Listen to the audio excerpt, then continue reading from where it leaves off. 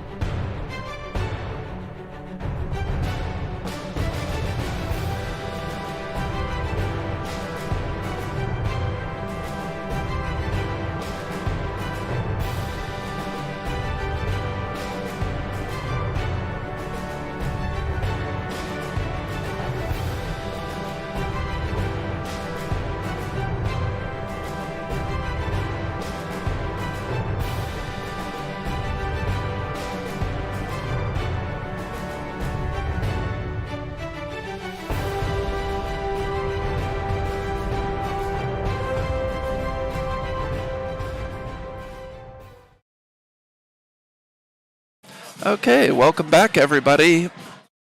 This is part 2 of the Maryland State 8-Ball Championship here from Frederick, Maryland. We've got Dylan Spohr versus Brandon Schuff coming up for you here. And for my money, Dave, this is now officially a rivalry. It seems like at all the big tournaments here recently, it's not a matter of if, it's when these two meet, and usually it's right about now, Final 4 winner side, Final 8 winner side. Yeah. And it's, I think, maybe 3-2 in favor of Brandon over the last couple years. It's really tight.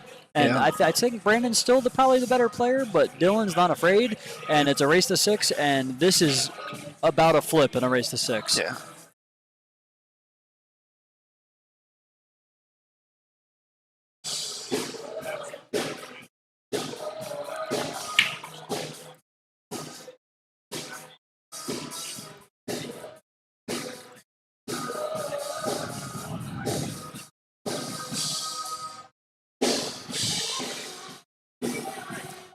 All right, so Brandon will be breaking here to start things off. Again, this is a Final Four winner's side match. It's alternate break, race to 6, BCA rules 8 ball.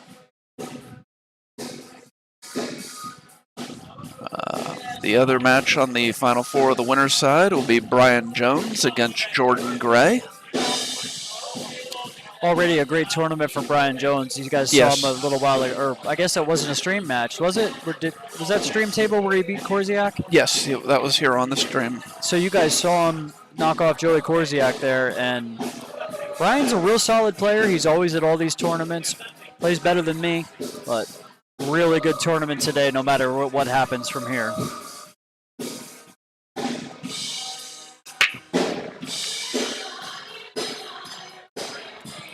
Was that last match 6-4 or 6-3?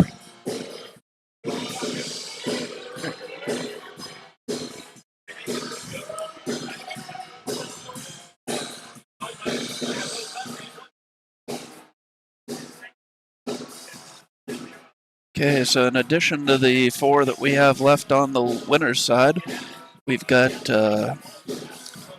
like 9 players left on the loser's side. Clint Clayton is playing Joey Korziak. Steve Fleming is waiting for the winner between Amit Kumar and Rick Miller. Junik June is playing Tuan Chow. And Russell O'Baker is playing Mike Soleil.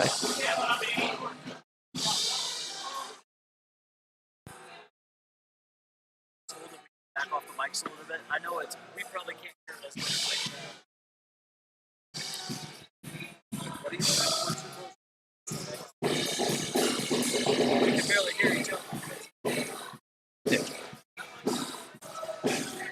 All right.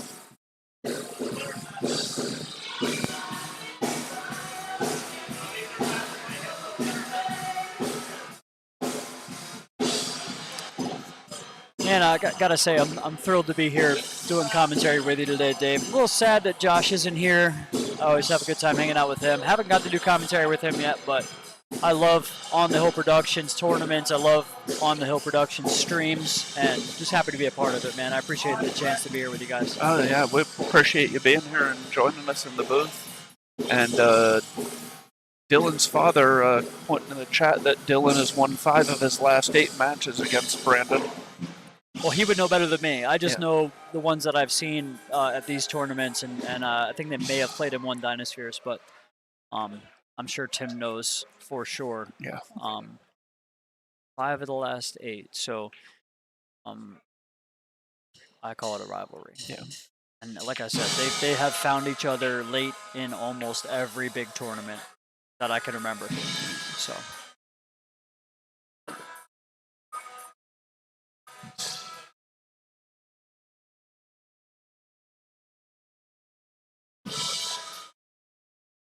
Oh, but he did say that Dylan's never beaten him on a 9-foot table. They've all the wins have been on bar boxes. I got you.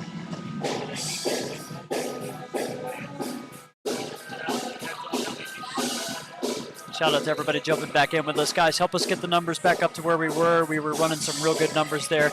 Do your part, like the stream, share the stream. Make sure that you're subscribed and you're getting notifications from On The Hill Productions YouTube channel. If you didn't catch at the end of that last one, Dave was just wanting to refresh the stream so that all of the film will be saved and uploaded to YouTube automatically when this is over. We were getting close to the time limit for that, so. Guys, I had one person tell me that the audio was a little bit off from our mics, were a little bit loud. We're doing the best we can, but we can barely hear ourselves talk with how loud the music is in the background right now. So give us some feedback on the audio, if you will, in the chat, guys. We want to make it as good for you as we can, but it's a little tough right now.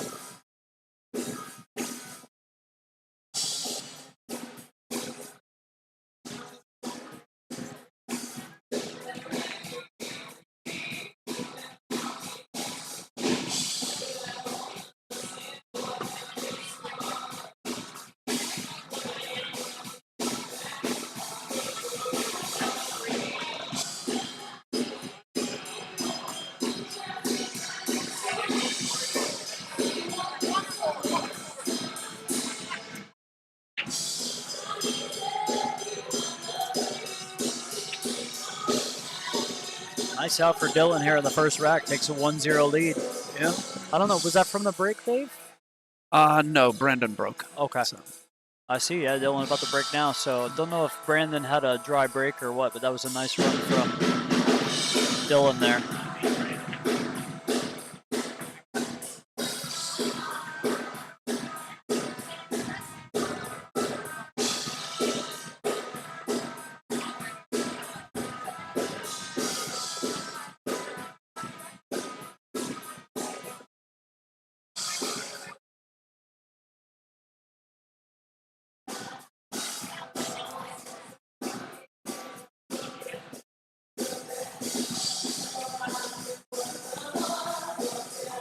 All right, let's get a look here at Dylan's break. He says he's been hitting the one ball, but with his cueing off the rail with his hand. So let's see how it works out for him here.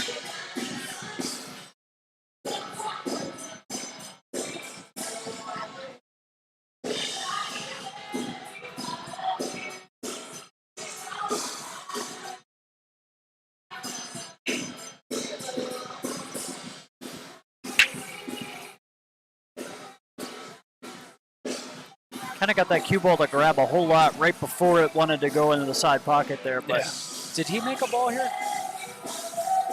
No, I think he's empty here. Yeah, he's broken dry again. Hasn't left a lot for Brandon here because of how close that cue ball is to the 3. Yeah, I think he can basically just cut the 1 if I'm seeing this correctly. I don't think there's anything coming else. the direction he's looking, the only ball he can see is the 8 ball. The other option he has is to thin the 3 and play his cue ball behind the 1.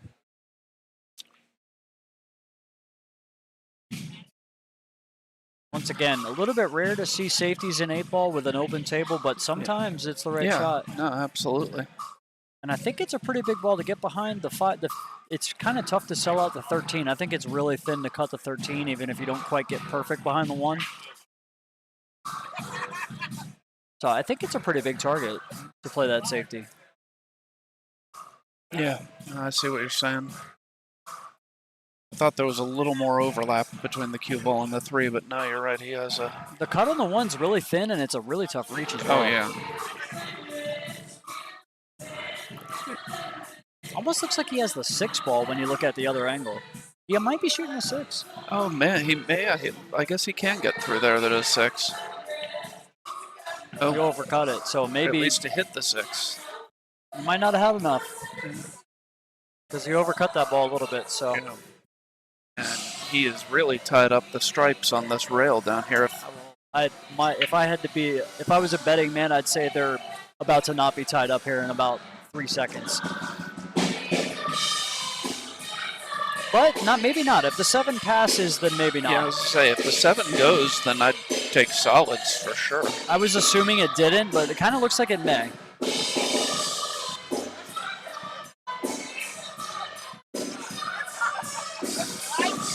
I think he's looking at the stripes. He just took a look at the 14, I think.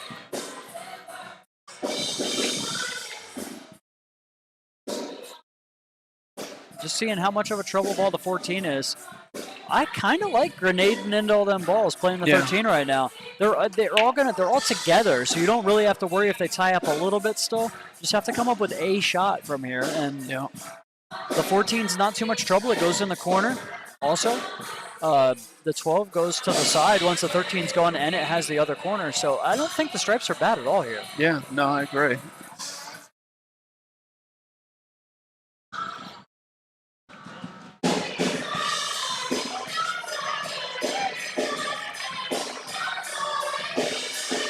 They opened up really nicely with the exception of the 15. It's not bad. I think it still goes to both corners. Yeah, I don't think it's bad at all here. You're just going to have to probably... The 9 ball needs the 11 clear if you don't want to play the combo. He's playing a combo now, which I never play that way. Because of this. Like, I don't want to have to play the second combo. Right, I'd rather play the first ball and play the 10 the other way. Yeah. Yeah, because that 10 ball went up the rail some, so it's not nearly as easy of a combo as the one he just played. Yeah, and it's just unnecessary. Like, to me, there's no reason to play the combo there. The ball that was hanging in the other corner led you right to the ball that he played the combo on. So, looks like he may come up okay here. Again, I don't want to have to play that second combination. No, I agree with you.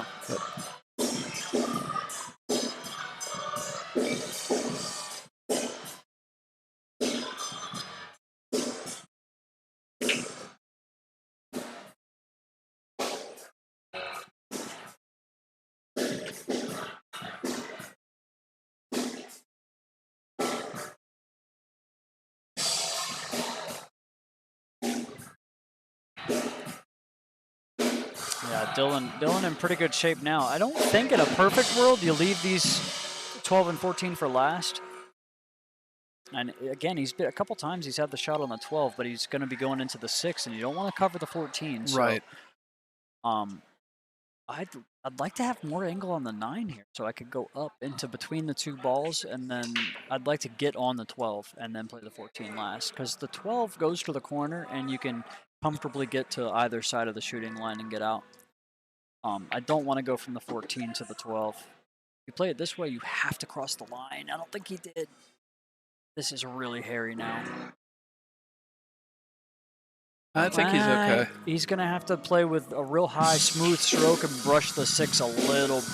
He may be able to beat it, actually. Yeah, I think he's okay. Yeah. Sometimes I have to look at it for a couple seconds before I figure it out. But I'm not sure he rolled that far enough. He wanted to be straighter in so he could just roll past the 2. I think he's okay. I think if worst case scenario, he'll go up at the 3. But I don't even think it's that bad. Ooh. Oh, okay, he's okay. Yeah. Play to the side. Okay. Nothing wrong with that.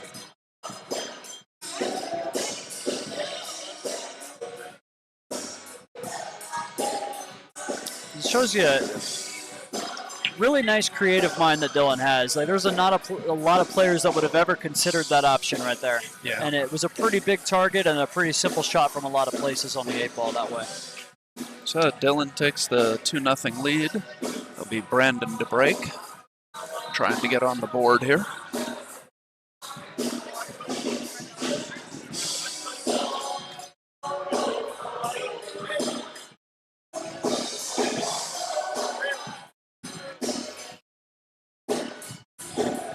Call that a nice C. A nice C.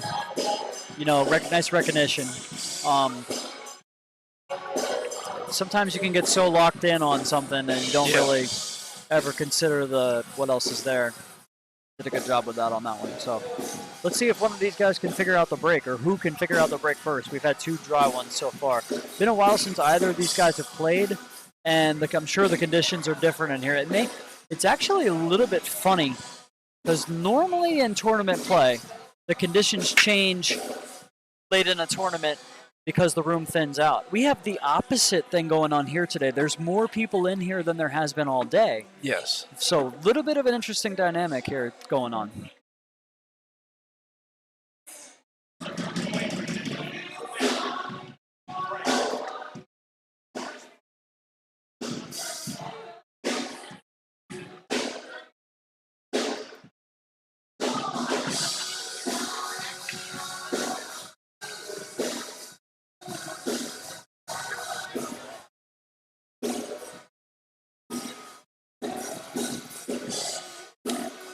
All right, so was this from the break here, Dave?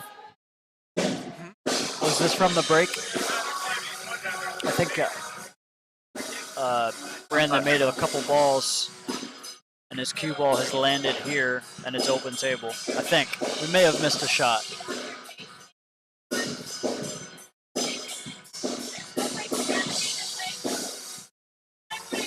Looks like he wants to back cut the 4.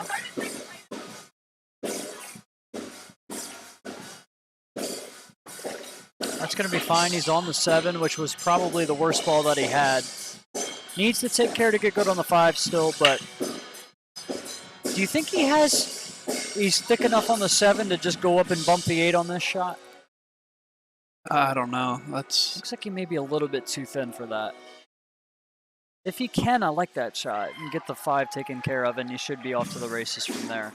The 6 and the 2 both pass each other up to the corner pocket, which is always simplifies an 8-ball rack here. So if he didn't like the bump in the 8s, he's going to have to do something to get back on the 5 here. Yeah, I don't think it's terrible, even if he had to back cut it from the gap where the 14 and the 15. The only problem is with that is if it's your last ball. Right. It gets a little bit tough to hold for the 8. Hold for the 8. But he could play the 2 and conceivably go to that shot right now. And the 5 to the 6 from that angle is not bad. Not what he's going to do.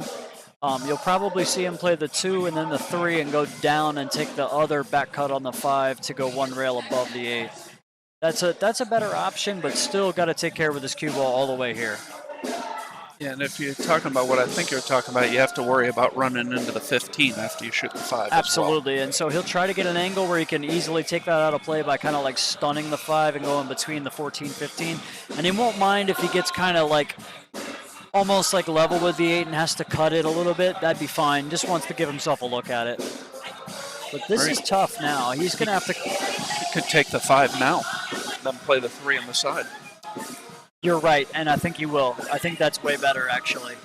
I don't know if that's what he was playing for, but... I'm not sure either, but I think that's what he's left himself.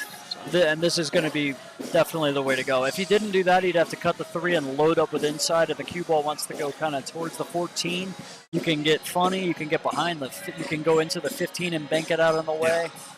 I like your shot a lot better. The only thing that's a little bit tough about it is the 3 does not go to the corner. You can't get up straight on the 3 and get a crazy cut on the 3.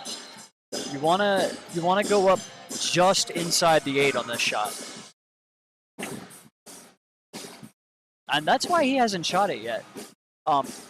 Like you don't want to play this where you're having to play for the gap between the 14 and the 8 to shoot the 3. But if you're stunning this 5 to come to the other side of the 8, it's real easy to get steep on that 3 real fast. Yeah. I almost wonder if you would consider going up and clearing the 14 the other way, like go between the 14 and the 15 to take a cut on the 3. And maybe the easiest way to control it, but he's going to stun it all the way out and take a similar cut to what I talked about. But this is very steep, and he's a little bit elevated. And I like to play this with check side, and he's really elevated if he's playing check side. Yeah. He may bank this ball. It's just easier to cue, and it's easier to hold for the 8. Yeah. And he banks as good as anybody in the room for sure.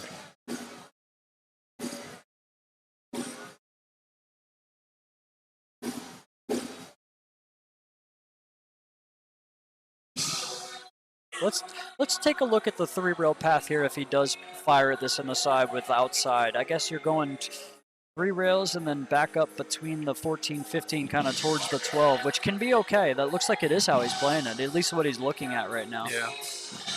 You can get unlucky, but I think it wants to go kind of towards the 12. But if you get it wrong, you're okay for a little while, but then you get up behind the 9-11 pretty fast. Yeah. I really think he's going to consider playing the bank here.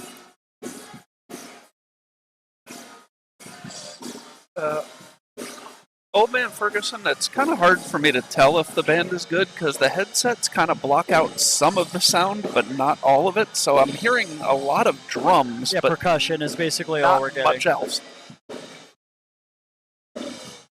Runs into the 8.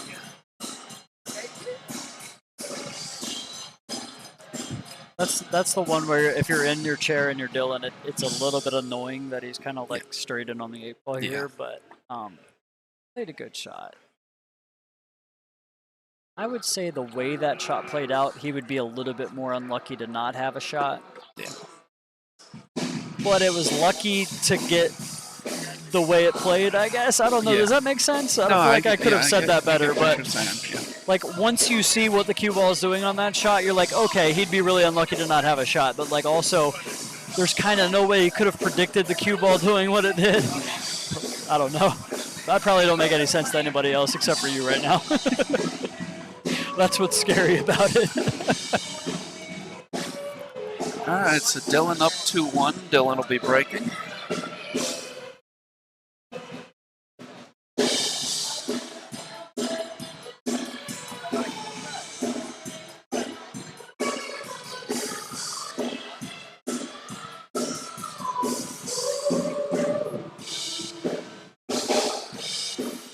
Okay, Joey Korsiak has defeated Clint Clayton, putting Clint into 9th, 12th. He is our first player eliminated in the money. Nice tournament for Clint. Once again, we got to point it out. A couple nice wins over. Looks like he beat Joe Wright, beat Joe Corsi, or beat Randy Davis, beat Joseph Wright, I think. So a couple nice wins there, and then went toe to toe with Joey Korsiak as well. Lost by a score of 6-4. So, and he finishes in the 9th through 12th position.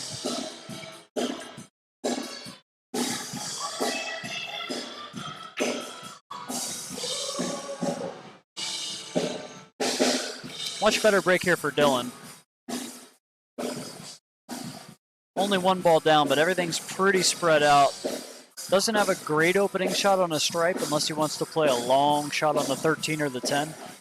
And also the 12 doesn't pass where the 1 is. So gonna shoot the solids here. The 3 becomes the biggest problem for my money.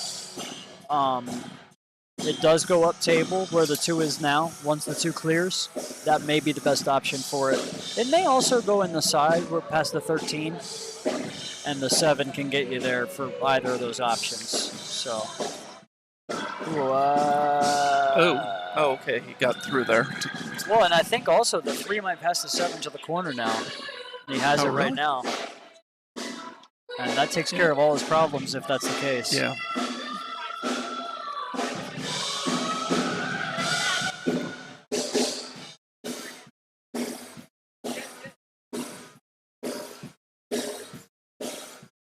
Yeah, wow, so very nice shot there. I would say just a little bit of a roll there for Dylan, but he was trying to attack his problem ball and got a decent roll out of it, a decent result out of the shot. So not crazy lucky, but a little bit lucky the way it played out. And now, like I said, everything's pretty good from here.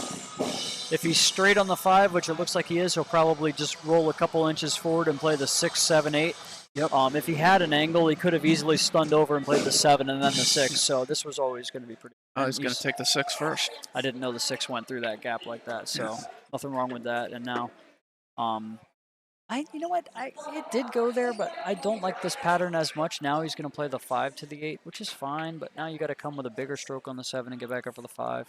See, I think I cut the 5 in and come across for the 7. Maybe, but I think I would have played the 5 No, I agree. before that. With you. I would have played the 5, but I'm saying from here, I think I cut the 5 in and I would think about come it, out for the 7. I think if I had Dylan's stroke, I'd play the 7. Let's see, okay. Now what do you have to play the 5 in the corner? Which is not terrible. Yeah. But this is not the shot I wanted. I think it could have been easier. But sometimes I think that Dylan shoots so good. I think he's playing it in the side and going down, yeah. That's fine as well. I think sometimes Dylan plays so good that his patterns don't matter a little bit. Yeah. To me, I'm trying to find the easiest way out every time if I can. Absolutely. All right, so Dylan takes the 3-1 lead. It'll be Brandon to break. And we had a little side conversation about Dylan doing commentary as well. I think Dylan shoots so good that it affects some of his calls in the booth as well. He thinks everything's as easy for everybody else as it is for him. Yeah. Okay, so we got a couple more matches here. That Tuan Chow has defeated Junik June 6-3 to put Junik into 9th, 12th. And Russell Obaker has defeated Mike Soleil, Hill, nice putting win. Mikey into 9th, 12th as well. I got to give a nice shout out to Junik with the 9th place finish there. He played an amazing match against myself. I think I was up maybe 3-2 in that match. We were tied at 3 for sure. And then he made 3 of the sickest runouts that I've seen all day. Like through traffic on every single shot. Cue ball had to be perfect over and over and over again. And I just sat in my chair enjoying the show. So shout out to him. Really nice looking young player there. Huge break from Brandon, but cue ball down. Yeah. And the stripes and the solids have kind of segregated themselves. Yeah. So I think you have to play. He's looking at playing the stripes maybe and taking the 11 first. I think that's the only way you can do it. But I still don't like him. I'm playing No, the I solids. yeah. If the 4 goes, I play the 4 here. If it doesn't, I put the cue ball between the 6 and the 1 and take the 1 and punch out for the 7 ball. Again, I'm trying to take the combos out of play here. I want an angle on the 7 where I can go into the 6.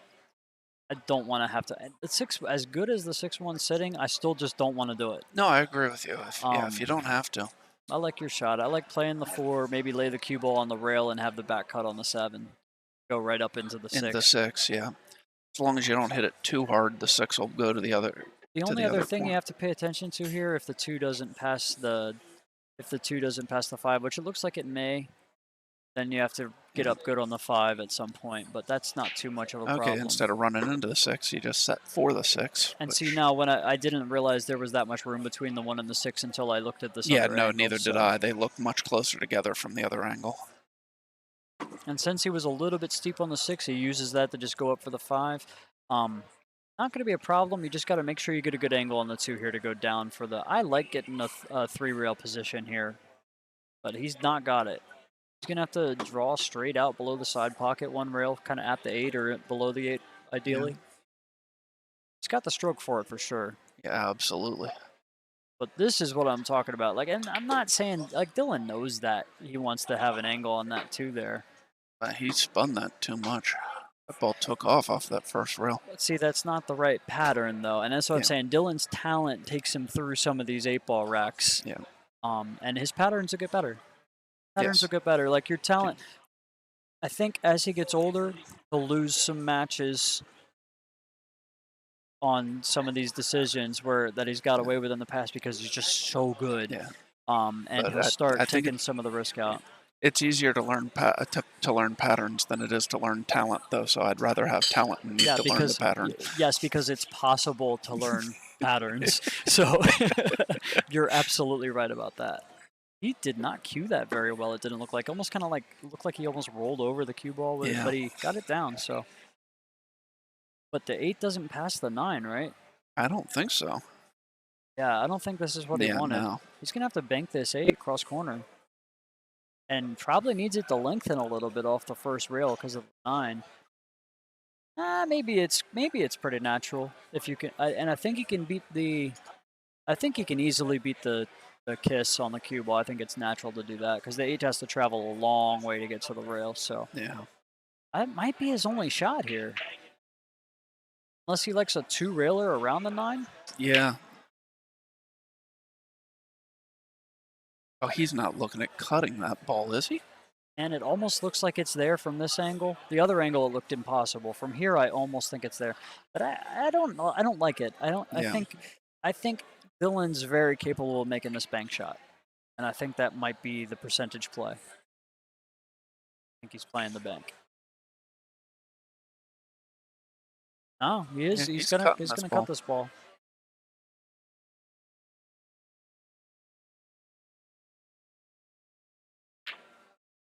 Yeah, cut too much of it. That was a really good shot. It was.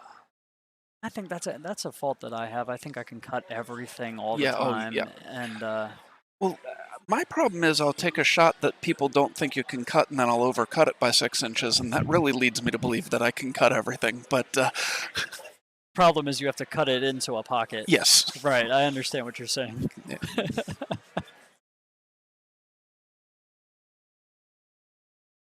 Is Brandon takes the opportunity to break up the balls there on the rail, but left himself right on the 10 and not left himself an easy shot. Yeah, if the 12 isn't frozen, I'm just going to roll right on it. Yeah, I was going to say, he's got an easy safety off of the 12. If it's not frozen, you can just thin it and get the cue ball to hit the rail right above it. So yeah. Or below it. Below it's fine. Just below it, you have to just take a little bit of care with your speed. Because it doesn't have to leak out real far to give Dylan a cut on the 8.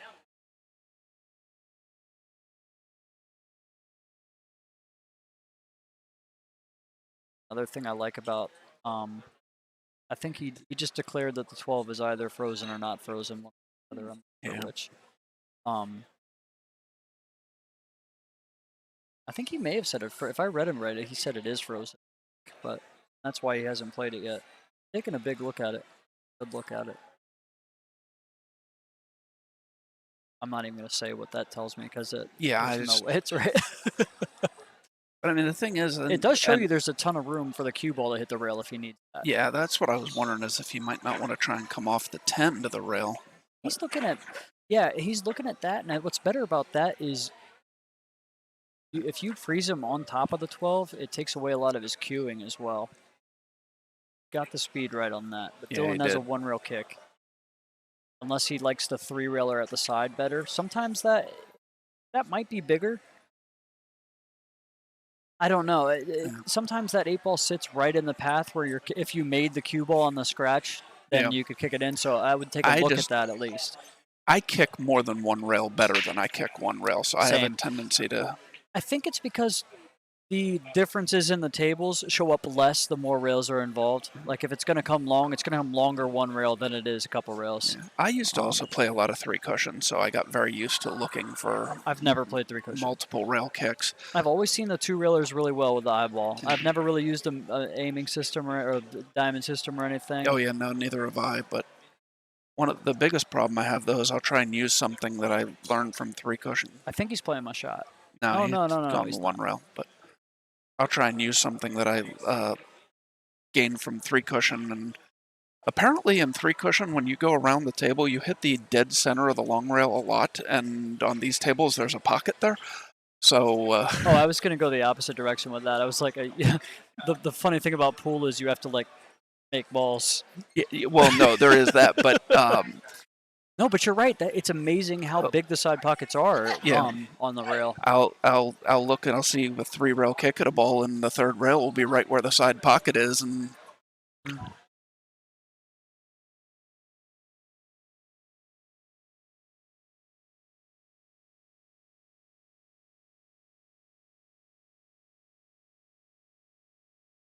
really glad I finally got to come down here and check out Champion Billiards. This is a really nice place. Yeah, it is. Long haul for me to get here, but well worth the trip today. Glad I came.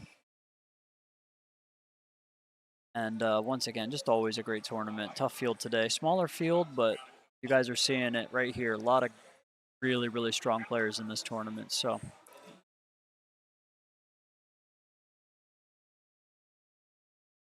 I think the plan is to play this match and the other Final Four winner side match, and that'll probably be the stream for the day.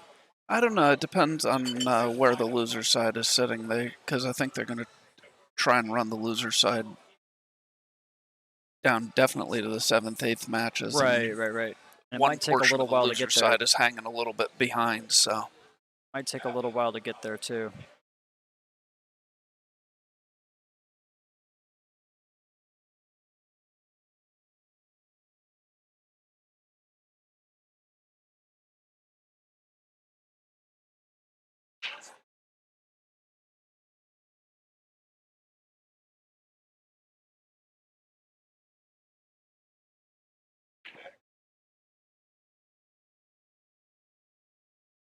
I'd like to thank everybody that's watching the stream with us. If you like what you're seeing, please like the stream, subscribe to our channel, share the stream, share the scream, which is what I always want to say when I say that for some reason. That's what they're doing. You're talking about the band in the background there. So share the scream, guys.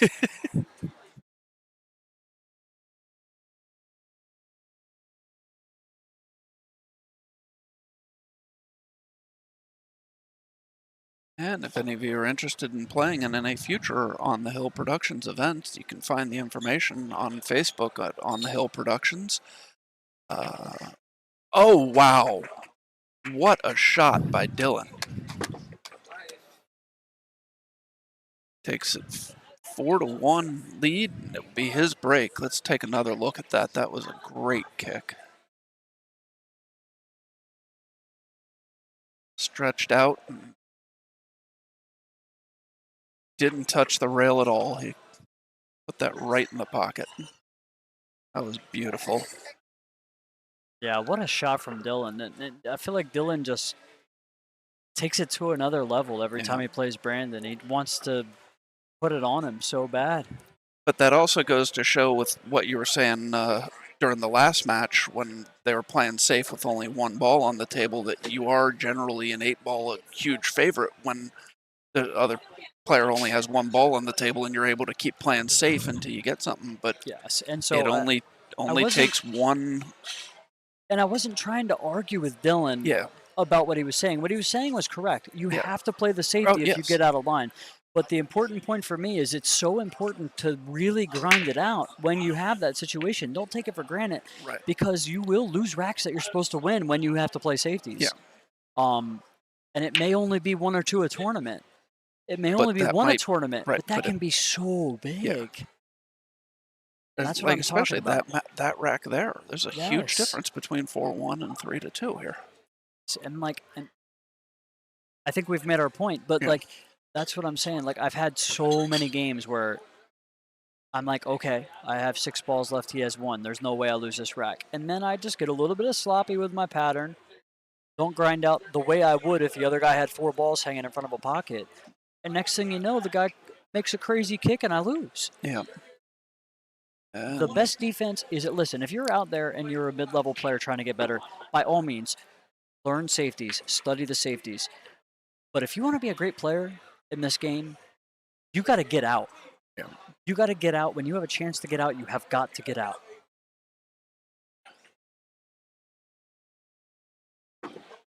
So Dylan is broken dry here, and Brandon's taking high balls. 9-12 could be a little bit of an issue for him here. Actually, I think he was trying to break the 9-12 up there, and he's overrun the cue ball. Yeah, and he might only have a bank here. Maybe it might still cut to the side pocket. I'm just not sure how much good it does for him. Right, exactly. I don't know what you can do with the cue ball in terms of position. If you can hold it, you can go around the 11 for the same pocket, but I don't know, that's not the shot I want. I want to get an angle and shoot the 11 at the corner so I can have a chance to develop these other 2 balls. Right. There is one other option. Maybe not. I was going to say you could play safety kind of into the 9, but I don't think it's there. Out of curiosity, do you think you get the cue ball down in this area somewhere, do you think that 9 is cuttable, or is the 12 too close to it? I don't think it's cuttable, no. I did not think so either, and I needed a second opinion. This is bad. Yes. And while it is bankable, the speed that he needs to bank this at, I don't think it's possible to bank this and get it to come long enough to go by the 7 at the speed that he needs to get back around for these other balls. Can we see from the other angle if he can see any part of the 12 right now? No, not really. Maybe just the thinnest of edges. And you see, either way he did it. If he tried to come around or if he did what he did, try to hop and hold the cue ball there, 7 doesn't come long enough to get by that. Or the stripe doesn't come long enough to get past that 7. And things are just, once again, Dylan versus Brandon, and things are not going Brandon's way. And some of that's Dylan playing great. Some of it's just the opportunities have not really been there for Brandon. Not any glaring mistakes, just hasn't had the easy looks.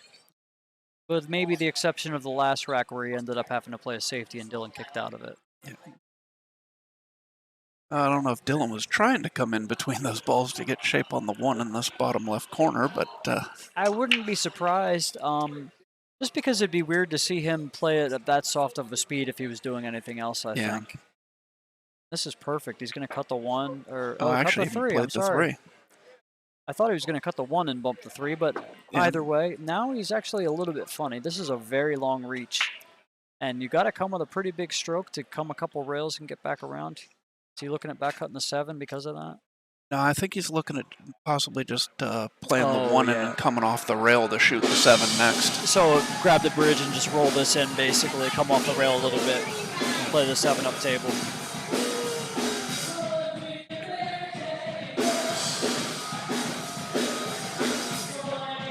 Oh. The arm action, the technique with the bridge there looked a little funny for me. Yeah. But it may just have been what he had to do for the reach, but not the ideal cueing action that you want with the backhand there on the bridge. And I mean, he was coming over the 7 ball as well, so.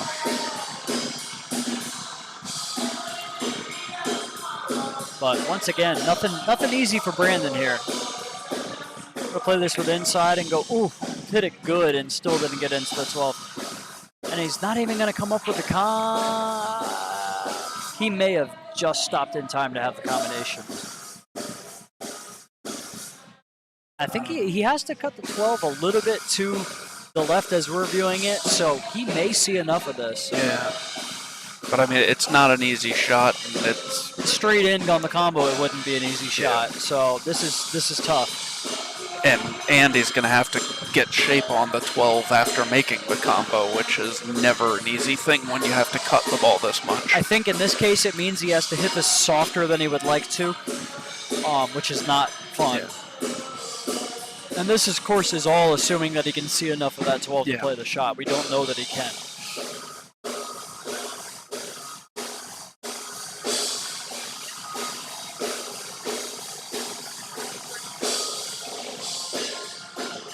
Bottle of water.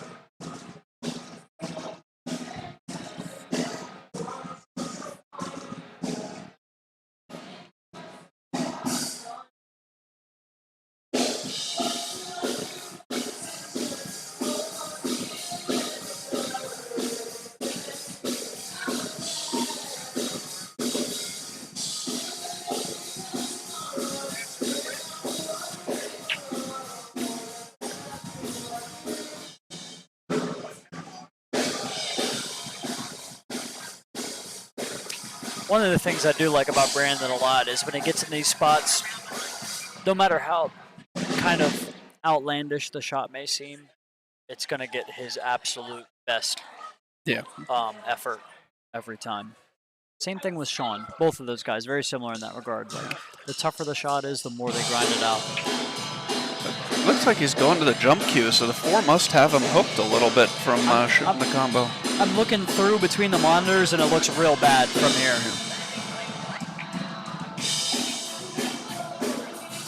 The one good thing that's actually a little bit better about the jump shot is the cue ball is not going to come with a lot of speed after it hits this 12, as much as it would if it was he was shooting straight into it. Yeah. It'll kind of die a little bit.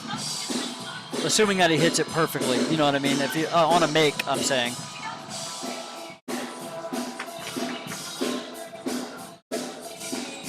It's going to be just another wide open look for Dylan. Yeah.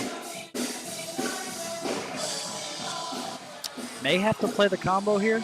I don't think he might not be able to see enough of the 1, but the combo is pretty simple. The 1's really hanging. And simple enough to roll into position on the 7 if he does have to play the combo. He may be able to see the 1. He might be able to see the 1. I think he can, yes. Yeah, I kind of think he can. Yeah, he's playing the 1 for sure. Oh, yeah, you could drive a truck through there. It must be getting late. That looked bad to me for a second.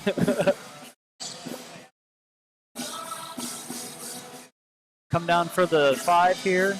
Yeah, straight up. You played, I guess it's real natural to go up and play the gap between the 8 and the 12 for the 4 on the side. That's a huge area to go in and so natural to get there, you know.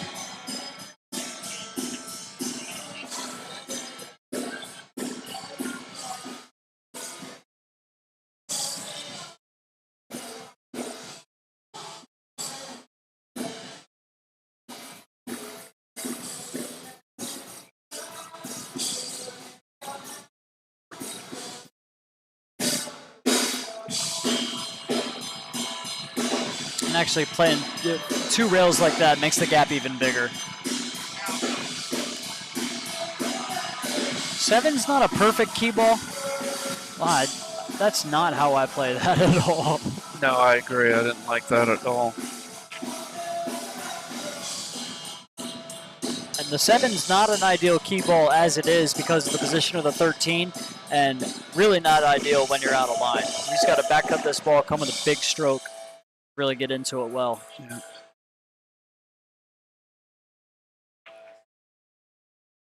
Hit it good. About as good as you can hit it right there.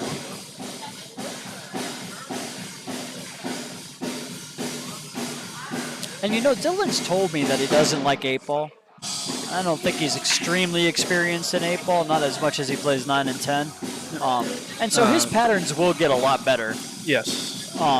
But you could see he's just so talented, knows the cue ball so well that he can kind of work his way through some racks even though he's not technically playing them the right way for a traditional 8-ball player. Yeah, so he's on the hill now, up 5-1. I would so gladly trade spots with him. I mean, like, we keep talking about this, but, like, I'd rather have what he has than, like, not know anything about patterns, for sure. And I'm not saying he doesn't know anything about patterns. Yeah. That's not what I'm saying. But I think people know what I'm saying. I wish I played good.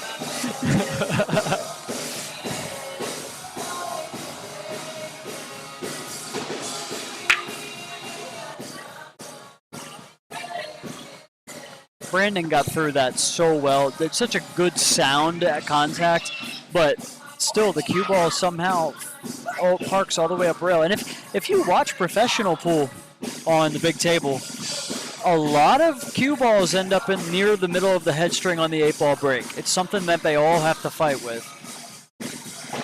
You can I hit don't it, feel so bad for doing that all the time, then. No, you can hit it really good and end up there a lot of times. There's just so many balls that want to kick it back up table, you know?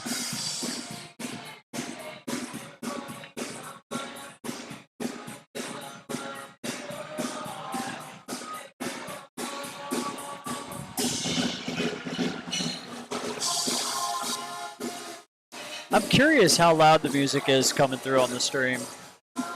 So I know we've had man Ferguson said he was leaving because of that. And we've had a couple other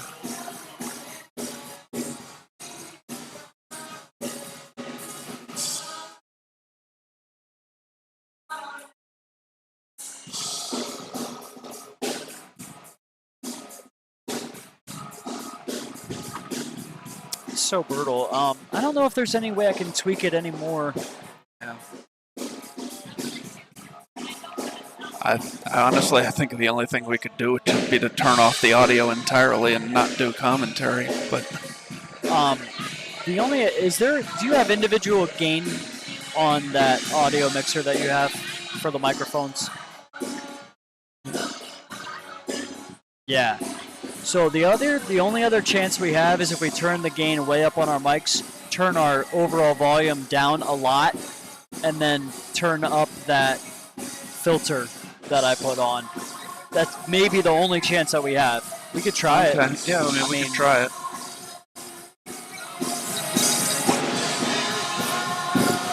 We're going to kill you guys for a couple seconds. I apologize. Yeah. So we're going to... Hello. All right, so right in here somewhere. But then...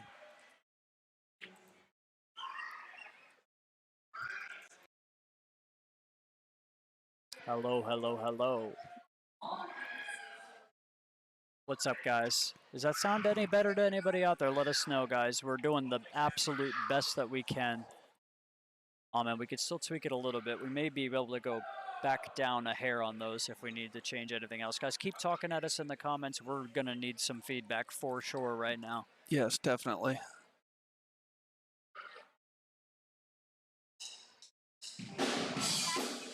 So Andrew says super low, but can you hear the band as loud as you can hear us talking? He says he can hear me, no music. So we might be able to go back up a little bit with that. Well, that also may have been because the band just stopped between songs for a second.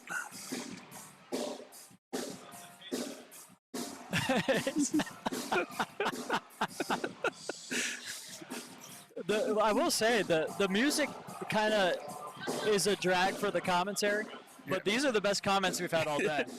Yeah, I just got a text message from Tony Manning that says it's much better. So that's awesome, man. So this is the only other trick that we had in our bag of tricks.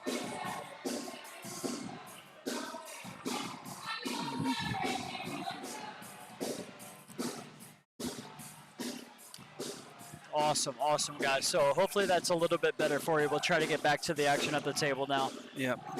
The only thing that's funny about it now is the band's actually louder for us in our headsets than it was before. Actually, it's not mine, and I can hear you better than I could before, so. Well, I guess if I'm the only person that has to suffer, I'm okay with it. And that's why I was leaning over so much before. I was trying to hear you without the headset.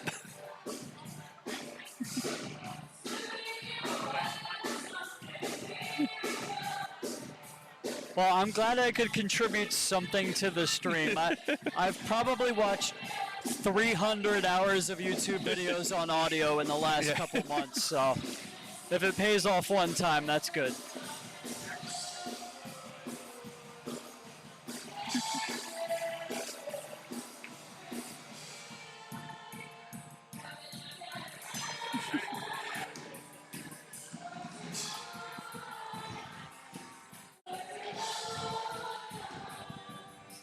Yeah, Jay Levine said he had the caps lock on. Yes, stop yelling at us, man. What the? It's not our fault. As I say, it's loud enough with the band. We don't need you yelling.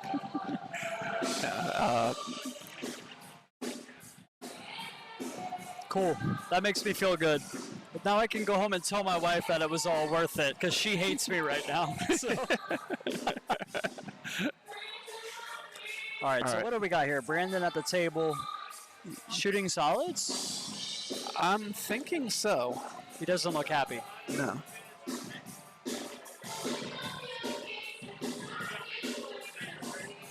He's back cutting the 7, I believe.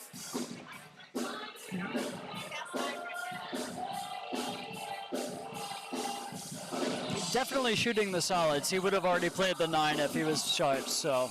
Yeah.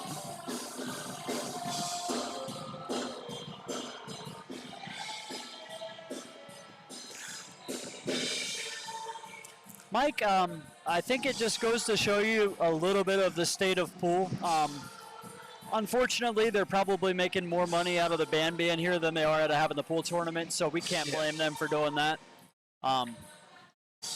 But maybe someday, when pool's back on ESPN or whatever becomes bigger than ESPN in this world of streaming that we have, there'll be the funding in pool where we can afford to shut down entire venues and have great tournaments. Yeah. But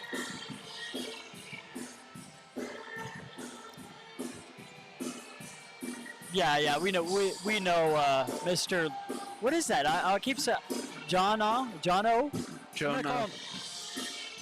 maybe. Yeah, I don't know, but yes, Levine. no. Mr. Levine. Yeah, we're just joking with it. We know, man. I appreciate that. So. Yeah.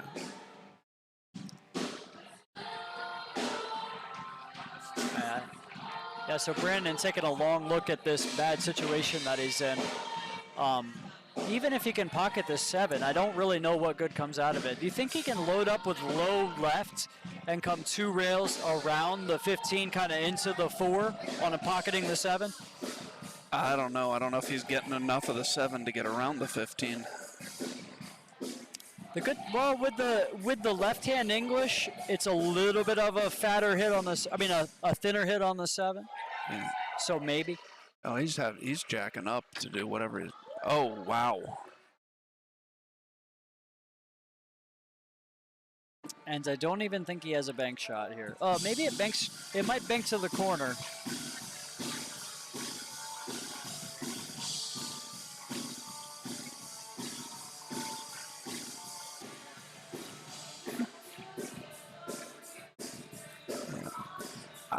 I'm not going to say the band is wonderful, but I do think you're not hearing it completely the way it sounds here through these microphones. I would say there's a really good chance it sounds better over on the dance floor than it does from where we are and from where they are in the chat. Yeah. So we'll give them the benefit of the doubt.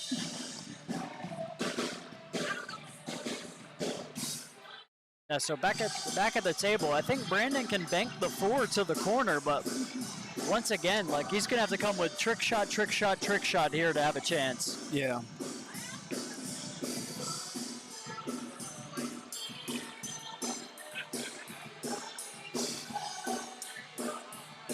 So I guess he wasn't yelling at us earlier. He said he was a terrible typist. He must really be, because he didn't spell his name correctly on the YouTube login either. So, oh man, he needs to hire a secretary or something.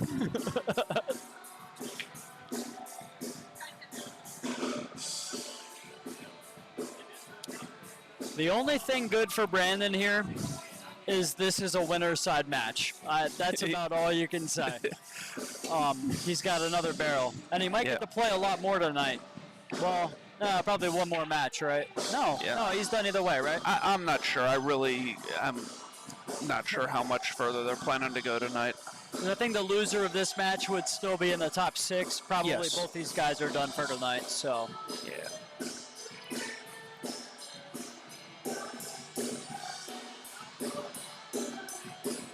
Yeah, so when somebody hits the lottery, we need you to rent out the venue and hire a secretary for Jono.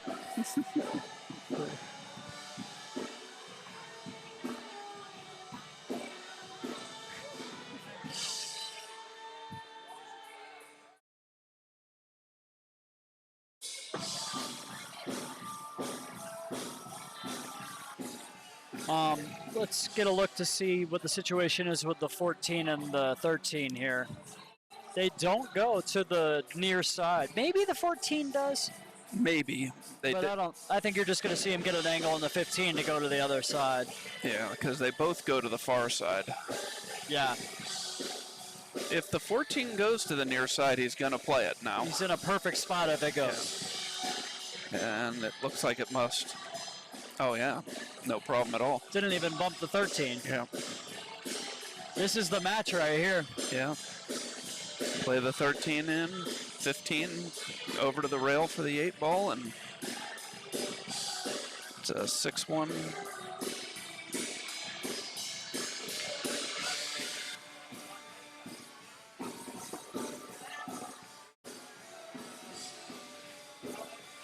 We've almost got to the point with this matchup here where Dylan's going to be in Brandon's head a little bit. Yeah.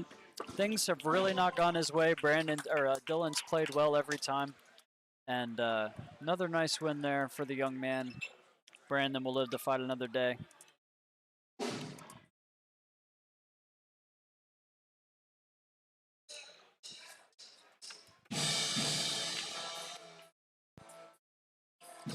One thing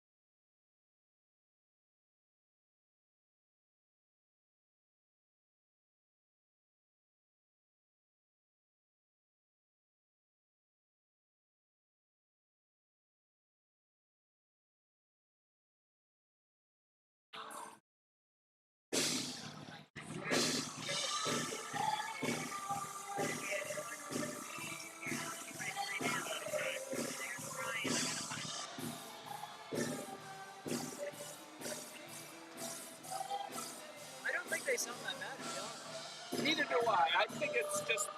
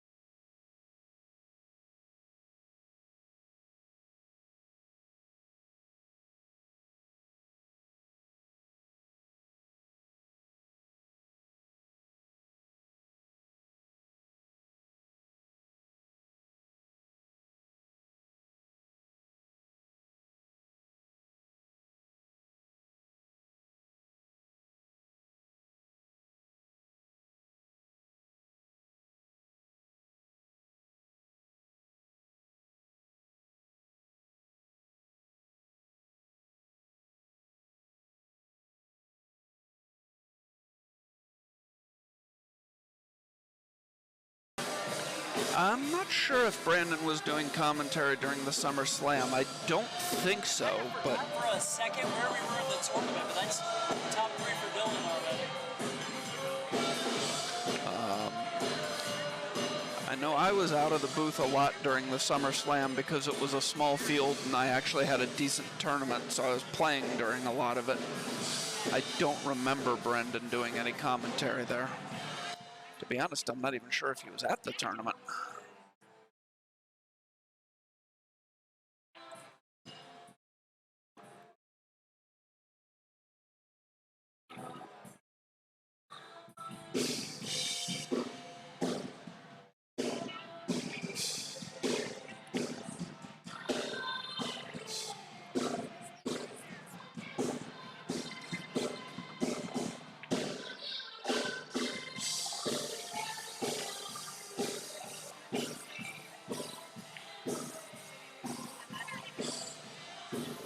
Yeah, I just looked back at the bracket and it doesn't look like Brandon played in the Summer Slam, so I'm sure he wasn't doing commentary if he didn't play in the tournament.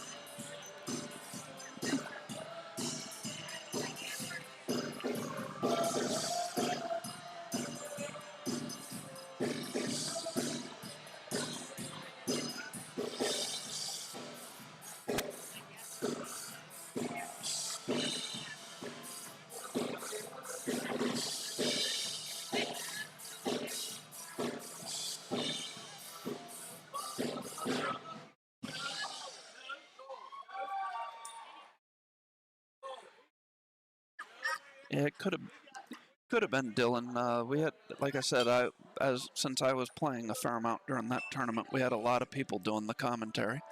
Okay, it looks like Brian and Jordan are ready to get going here. This is the second of the Final Four of the winner's side. The winner of this will face Dylan in the hot seat match.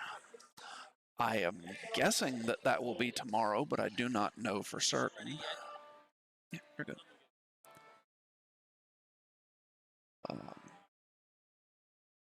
We're trying to get this done in one day, but definitely not going to happen.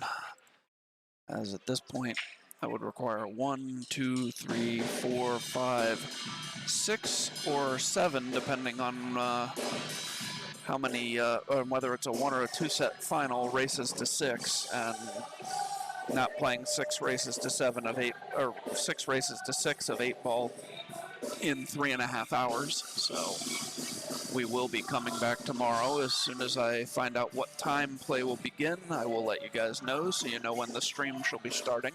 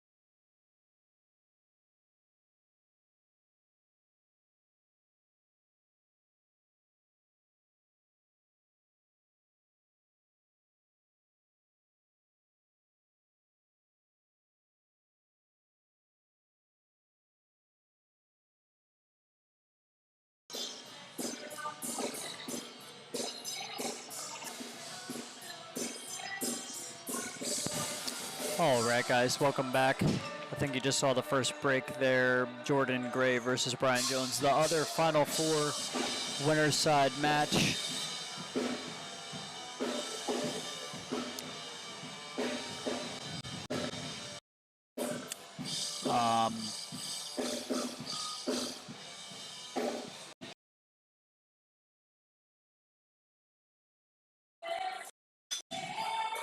Okay, I was just talking to the tournament directors, and the venue opens at 11 tomorrow, so play will likely start at noon. Because we're only going to have 6, maybe 8 players coming back tomorrow, so it's not going to be a long day. Yeah. Anybody just jumping in, guys? I apologize for the audio. It probably sounds like we're yelling at you a little bit. We've done the absolute best we can. The music is blaring in the background. We've done the best we can to cut as much of that out as we possibly can. But sorry about that. So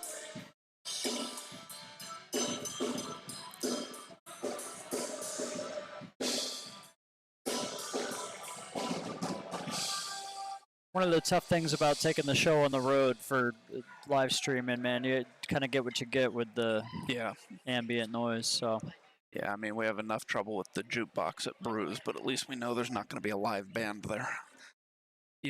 Even when we had live bands at Brews, we didn't schedule them on the weekends of our bigger tournaments.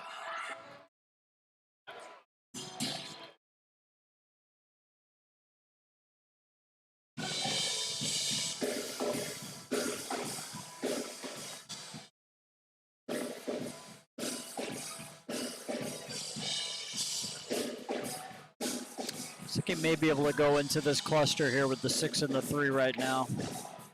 Oh, he goes right tried, but it went right around it, and he may have scratched in this. Nope. Must have come off the point, though, the angle that ball came out at. I think he just drew it a ton. Oh, you mean this point here? Yeah. Up on the scratch. I got you. I think he was really trying to work hard to go into the 3 there. He knew that it was conceivable to play the 6-up table if he needed, or even through the 11 at some point, but had to get the 3 out of there, and that's why he missed it long. You can kind of, if you go into both them balls, a lot of times you can just bump the 3 closer to the pocket where the 11 is, or kind of tie them both up where the 4 is. So,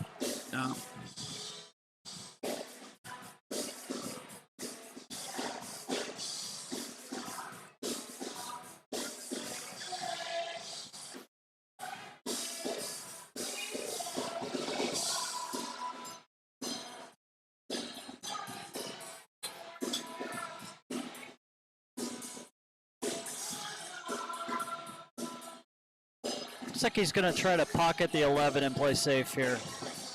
Maybe carry him off the 3. Just got to take care not to follow in with your cue ball here. You're going to be hitting this very softly. Yes.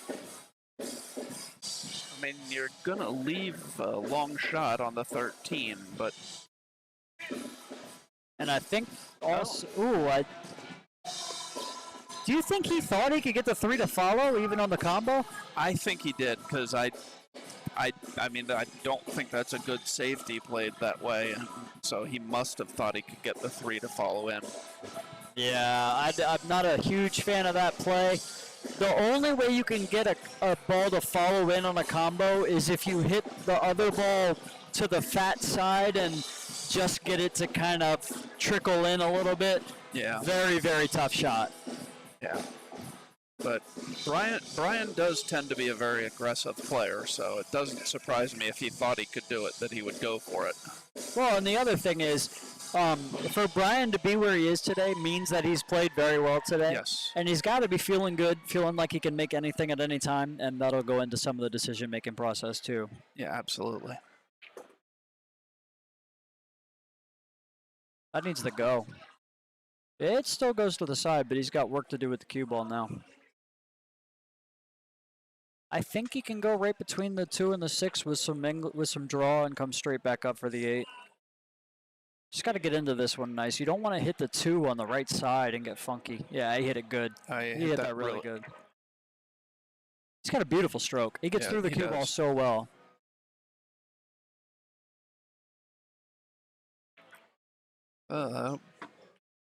The first rack to Jordan. I did not see who broke to start. Do you know?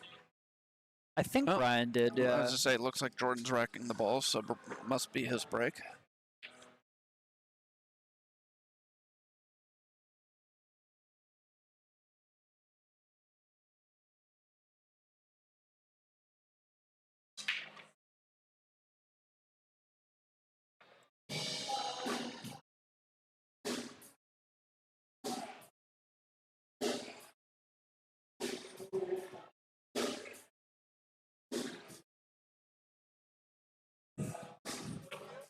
I don't know. A lot of people are talking about the music being this distraction for the players. I think it's loud enough and consistent enough that it's probably not that bad for the players. I agree. I know when we used to have the bands at Brews, the music was never an issue. The smoke was. The smoke or the lights, if they had, but given that we're actually around the corner from where the band really is, no lights that they have are going to be directed towards the pool tables.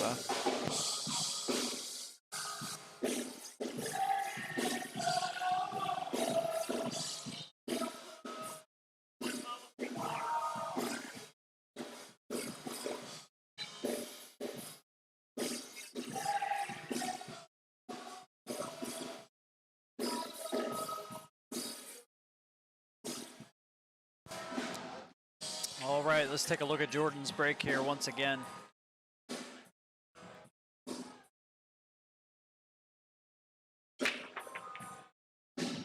Oh, somehow beats the scratch, but it's going to get... Oh, it beats it again! And he makes 3 balls on the break. 2 high and a 1 low.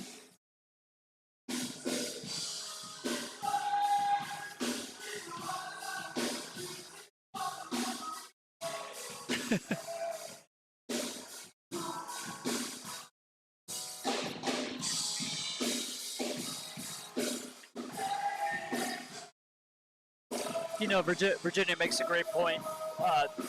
I think sometimes we've known Dylan for so long now, and we're so used to him playing so good already, that sometimes we do forget how impressive it is that he plays the way that he does and knows what he knows at the age that he is. Yes, absolutely. And like she points out, very composed, well-mannered, very impressive young man. Yeah. And it's a tribute to Tim for the job that they've done raising the young man. So shout out to Tim Spoor. You did a good job, sir. I will say this general area has a lot of good up-and-coming players that are also nice young gentlemen. Dylan, Thomas Haas, Nathan Childress, Shane Wolford. And the second part of that is more important. Yes. We can't say enough about it. And I'm not saying those are the only ones, so I'm not trying to leave anybody out. Cohen Bell, yes. Yeah. And there's several and others. then even a little younger, Skylar Hess, Jaws Spain.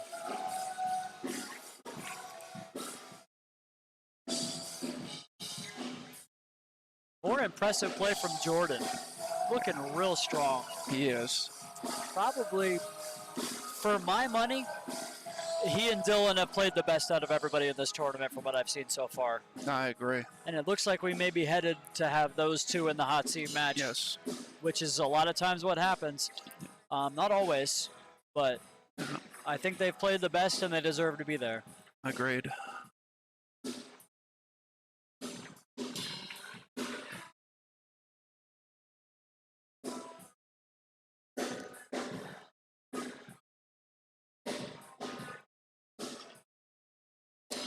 Brian had a mildly successful break last time. There was just a couple clusters that he couldn't quite work out.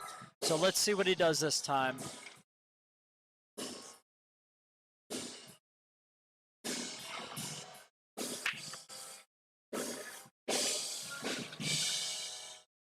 Yeah, real strong break. The 8-ball is the biggest problem for the solids, but you're definitely taking the solids.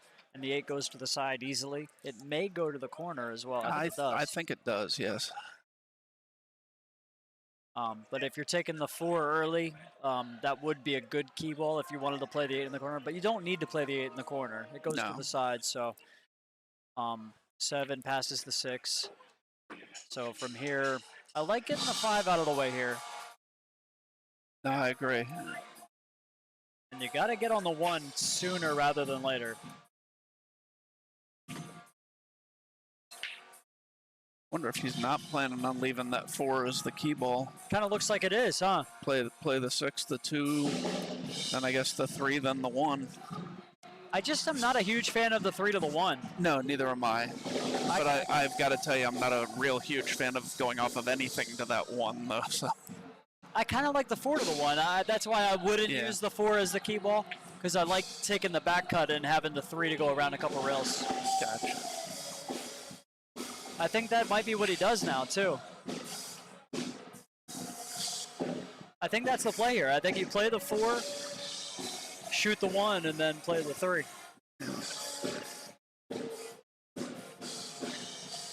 If you stay above the line for the 3, you can pretty easily roll down for the 8 on the side. You know? But he is going. I don't like going from the 1 to the 8, and I don't like going from the 3 to the 1. No. So I think the table kind of tells you what to do here.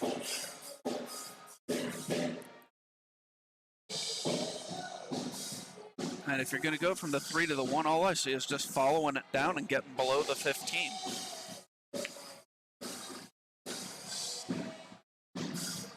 It wasn't natural. No.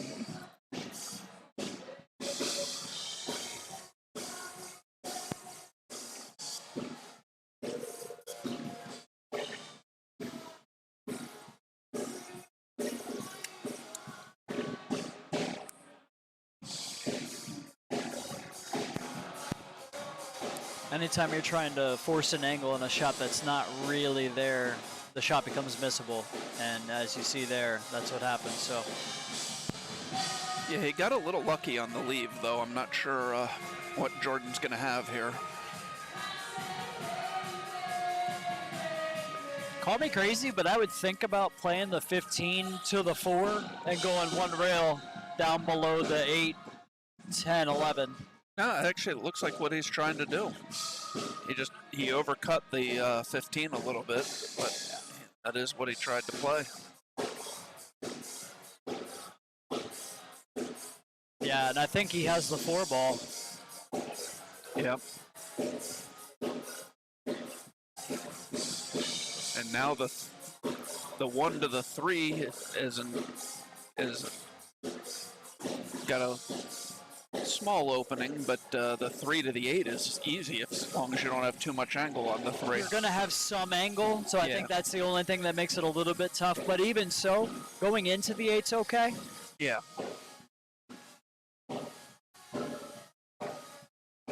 Well, you know what, Dave? I think the 8 passes the 10 to the other corner, too, now. Oh, does it? Well, and actually, he chose a very interesting route to get to the 3, and he made it much simpler. I think he can kind of just drag up at the 12 now. Yeah. You don't want to be jacked up. You also don't want to thin the 12 and go behind the 9. Those are both possibilities. Yeah. Got to hit this good. Yeah, if you can go into the 9 or into the 12 full, or go, he's okay. Yeah.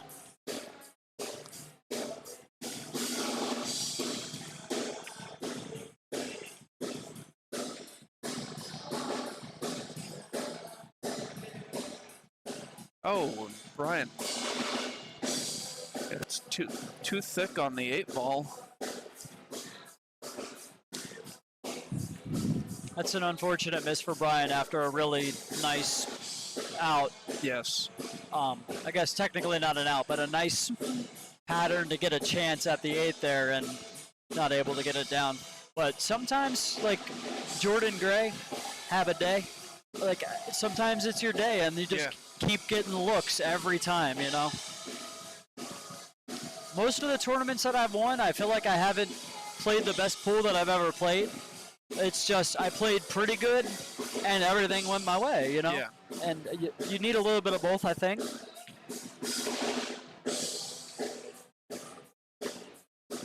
That 12 ball danced around in the pocket for about 5 minutes before it disappeared.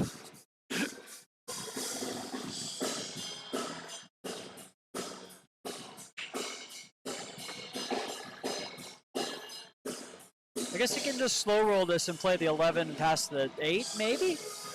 Does the 11 pass the 8? I'm fairly certain one of them passes the 8, although I'm not even going to guess which one because we've had so much trouble with this angle. I think the 10 goes, yeah.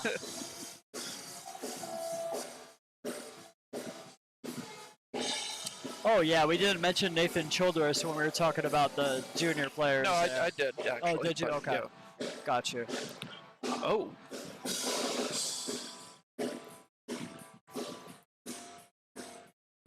Yeah, actually, when we were up here in May for the Maryland State 9-ball, Nathan did something that really impressed me.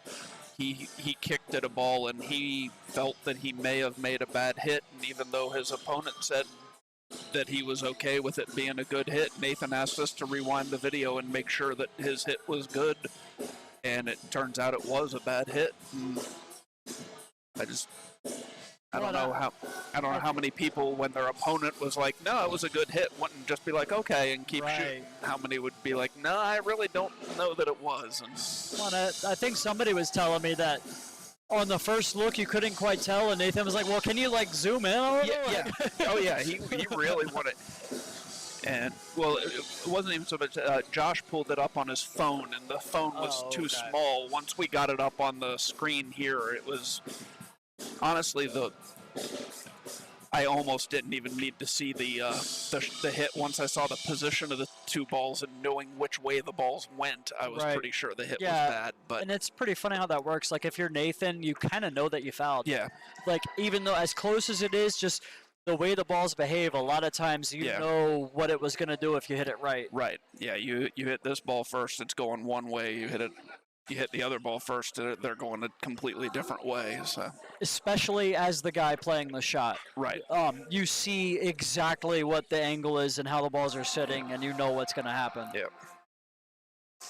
So 3-0 for Jordan. A little bit sloppy miss there on the 10. I think it may have been a hair tight going past the 8, but I don't think it was really tight. That was a little bit sloppy of a miss, but gets away with it. And breaking here, trying to go up 4-0 to get to the hot seat match if he can close this match out. So not over, still halfway through the match.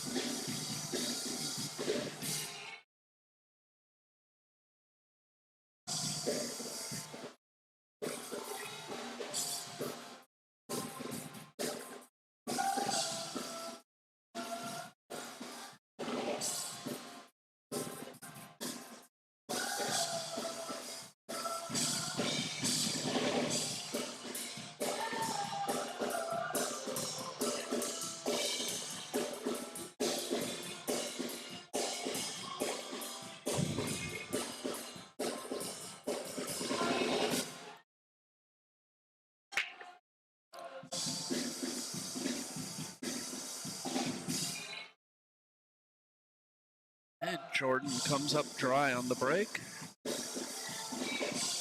And has left a bit of a cluster down by the 8-ball.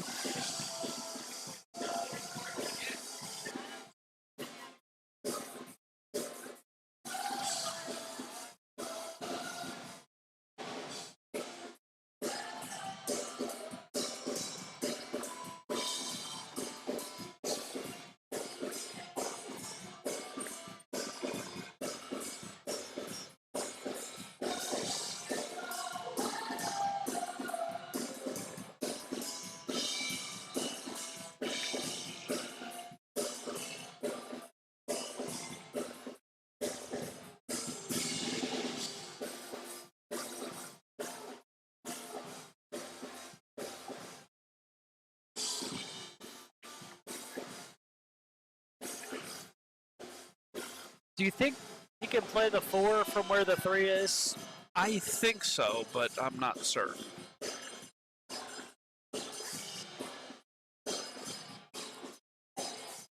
Can go to it now if that's the case. The only thing that's tough about it is it's one of those shots where you probably want to be fairly straight on it, and then you have to get to another ball. He hit this perfect. Yeah. That's absolutely perfect. He might. I don't think this 14 will move. I think he'll draw straight out for the 2. Yep. And maybe just a hair more angle than you want here. Have to hit this good. He did. He killed it really nicely. He did.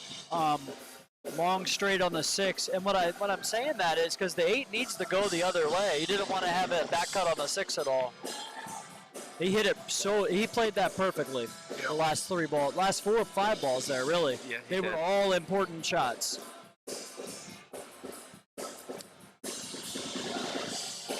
gets the 8 down. He gets on the board. Now 3-1 Jordan with Brian to break. Yeah, definitely not out of it for Brian at all. Nice out there. No, he was down, 5-2 to Joey Korsiak in his last match. So he's already shown that he can get back into a match.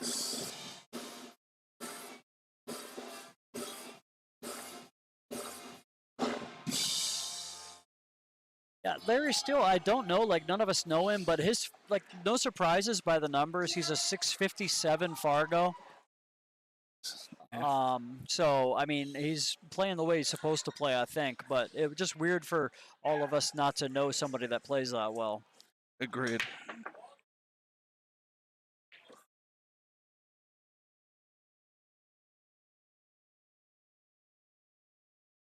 Yeah, location just on Fargo just says Virginia, so I'm not. Yeah, there's a lot of places in Virginia that could be not very far away from here. So. Yeah. Well, but also, if anybody got their Fargo from Chris Wilburn's Northern or DMV Amateur Tour, it's going to say Virginia regardless of where they're actually from. At least I've noticed that with some players, so you might not even be from Virginia. That's absolutely true. So if Fargo doesn't have a better indication of a player's location already, then they'll assume that they are local to whatever tournament they play in. So until they get better information, but and Fargo's going to just keep getting better and better. They definitely need more ways for data to be inputted. There's a couple guys working on some things. There's some technology out there now already where you can set up all your challenge matches to be entered into Fargo. And there's checks and balances on there to make sure that results are accurate and validated by the community and stuff like that. So, and if you want more information on any of that stuff, big shout out to Joey Ryan, and check out the Pool Player Podcast if you have not already. I don't know what you're doing with your life. If you're a pool player or a fan of pool and you don't subscribe and listen to the Pool Player Podcast by Joey Ryan, go ahead and do yourself a favor and look into that. As several episodes regarding that, he's had the guys from Fargo right on. Yes. And then I think there's another piece of technology called Salado or something like that. I'm not familiar with that one. There's a group of guys that are developing an app that basically you can. It does a lot of things, but one of the functions that I was impressed with is you can basically say that, hey, Dave Nangle and Jeremy Mason are playing a race to 15 for whatever or for nothing on such and such day. And it has to be at some point in the future, and we have to agree that both of us have to agree that this is going to be a match that will be reported to Fargo. And then we input it into that app, and then Fargo pulls those results directly from that app. Oh, okay. And then the community is able to go in and say, if I say, I just beat Joe Wright 15-1, 10 people can say, nah, that didn't happen. Yeah. You know what I mean? So you can't really tweak your Fargo or whatever in that regard. So just some good things being done. And as with any ranking system, the more data it has, the better it's going to be. So the more tournaments that we get submitting to Fargo, the more accurate the results will be. That's why I was so happy when you guys jumped on board with that here, the Maryland State events and all the On the Hill Productions tournaments, because here's the thing. If you die in a plane crash and there was 15 parachutes sitting right there and nobody used them, you don't then say parachutes suck. You know what I mean? Yeah. If the only problem is that you're not using it, then the problem is not the parachute. Right. All right, so Joey has taken a 4-1 lead here. Or not Joey, Jordan has taken a 4-1 lead here. Not sure what match I'm...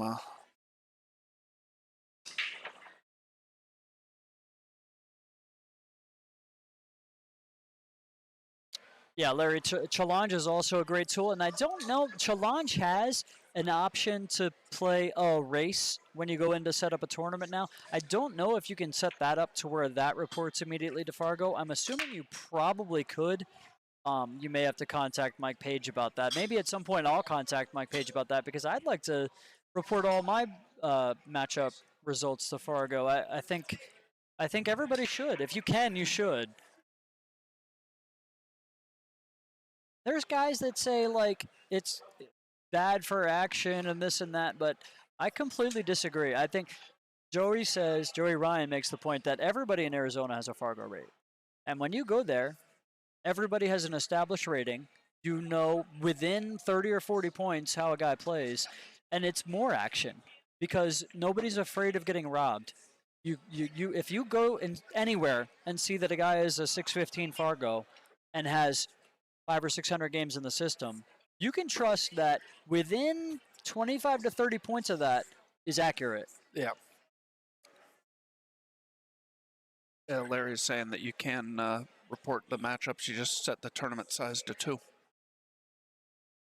I don't even think you have to do that because when you go to put a tournament when you go to create a tournament in Challenge, it gives you the option to create a tournament or create a race. Okay. And I think you could just do it that way. I haven't messed around with it, but it's there. I've never actually used Challenge to run a tournament. Obviously, I've played in a lot of tournaments that are run off of it, so I'm familiar with looking at the brackets, but not running tournaments through it. There's a couple things with InGen that are better, in my opinion. One of the things I noticed with Challenge as a tournament director is that late entries are a little bit difficult if you don't use placeholders, players named by 1, by 2, by 3. Okay. If you add a player to the bracket will stay the same relatively, but you have to reset the results. So you have to like screenshot any results that you've already put in.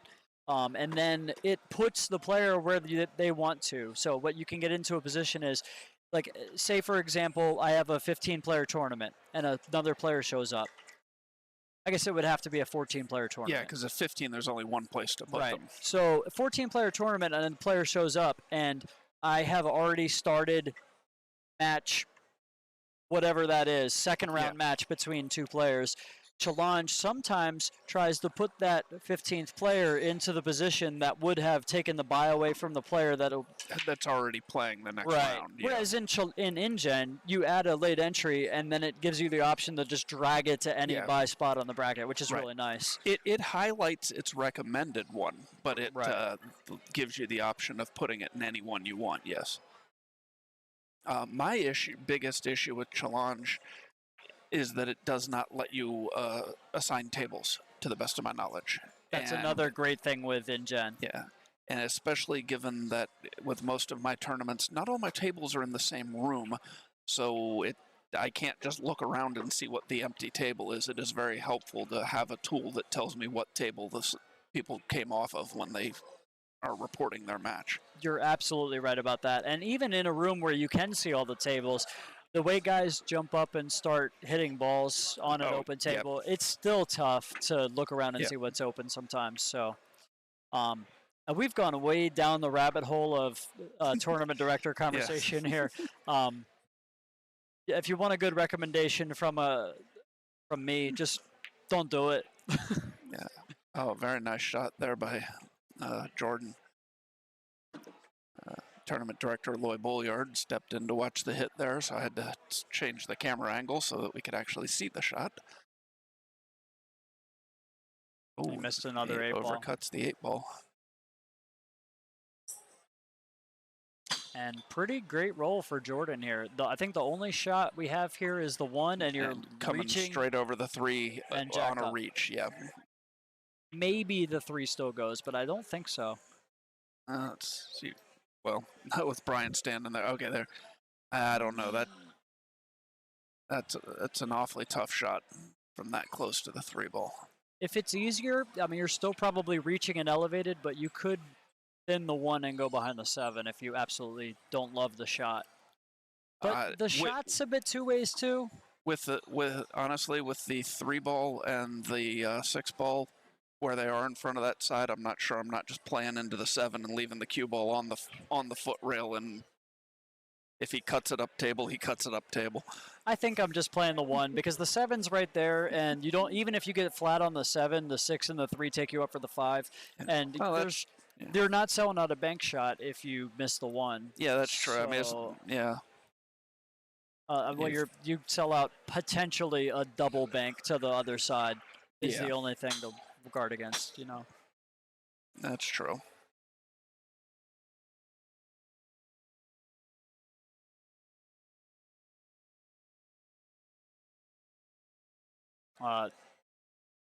Well, I was going to say unfortunate for him to miss it that way because the cue ball getting out into space was really good for Jordan on the double bank. Until the one ball rolled up against it, yes. Exactly, yeah. So it was a bad way to miss it and then a good roll. Yeah. But Jordan still does have a double bank. I don't know what else you can do here. I guess technically you could bank it to the corner, but you're already elevated, and then the cue ball is going to be flying off the 8. I don't think that's there. I'm not convinced this ball can't go in the near side off the 3 and then off the 6. I'm not saying that's the right shot, but the one good thing about that shot is if you hit it good, even if it doesn't go, the 6 might sit right on the rail. Yes. And you might even push the 3 onto the rail as well. Right, so I don't hate it. Yeah. Just looking at it. Yeah.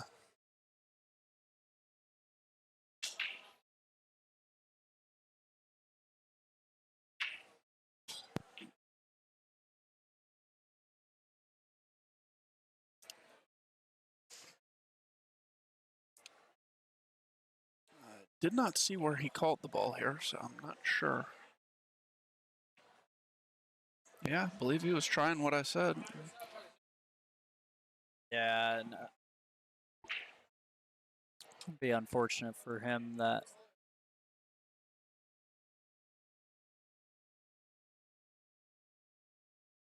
It'd be unfortunate for him that the 6 goes to the side pocket because.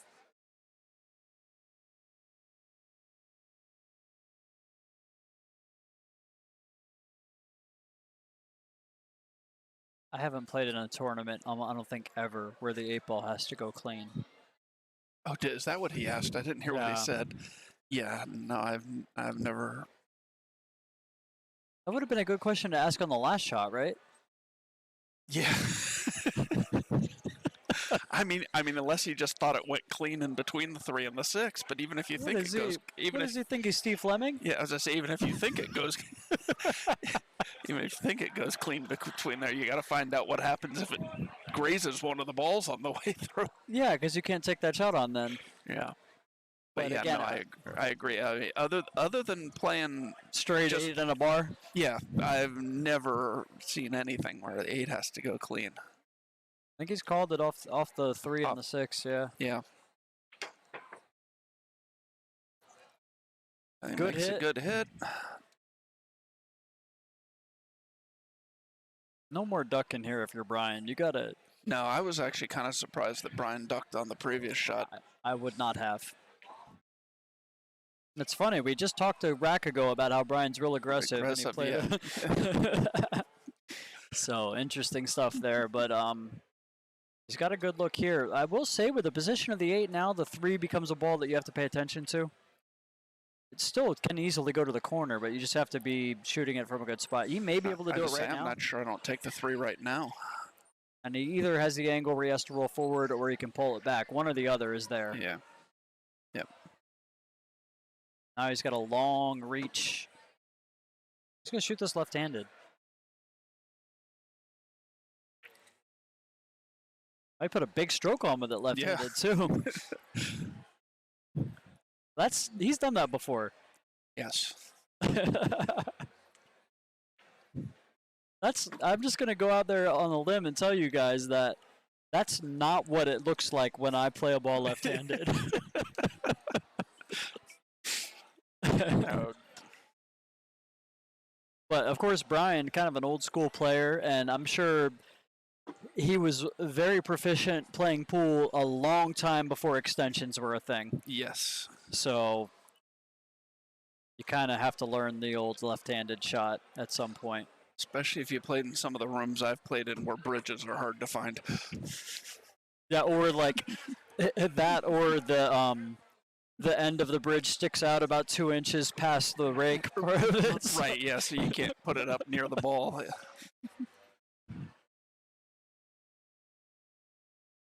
We have so many horror stories. Like, anybody out there that doesn't play pool is gonna be like, "Why would I want to do this?" Like,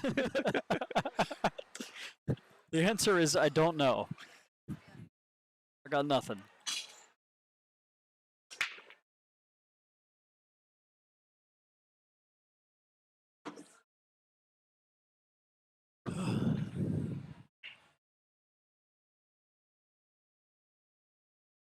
Taking a quick look around the room.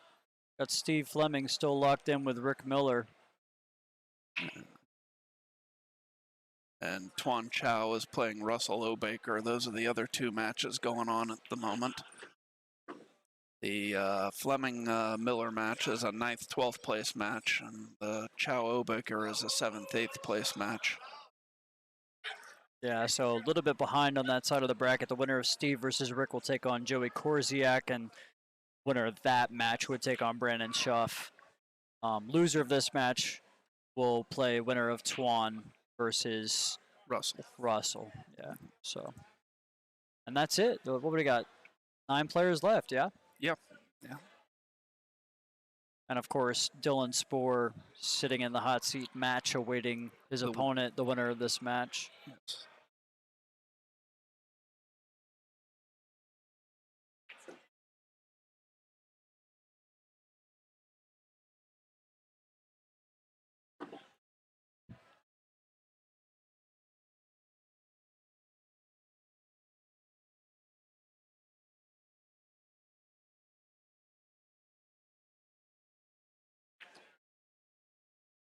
Ooh.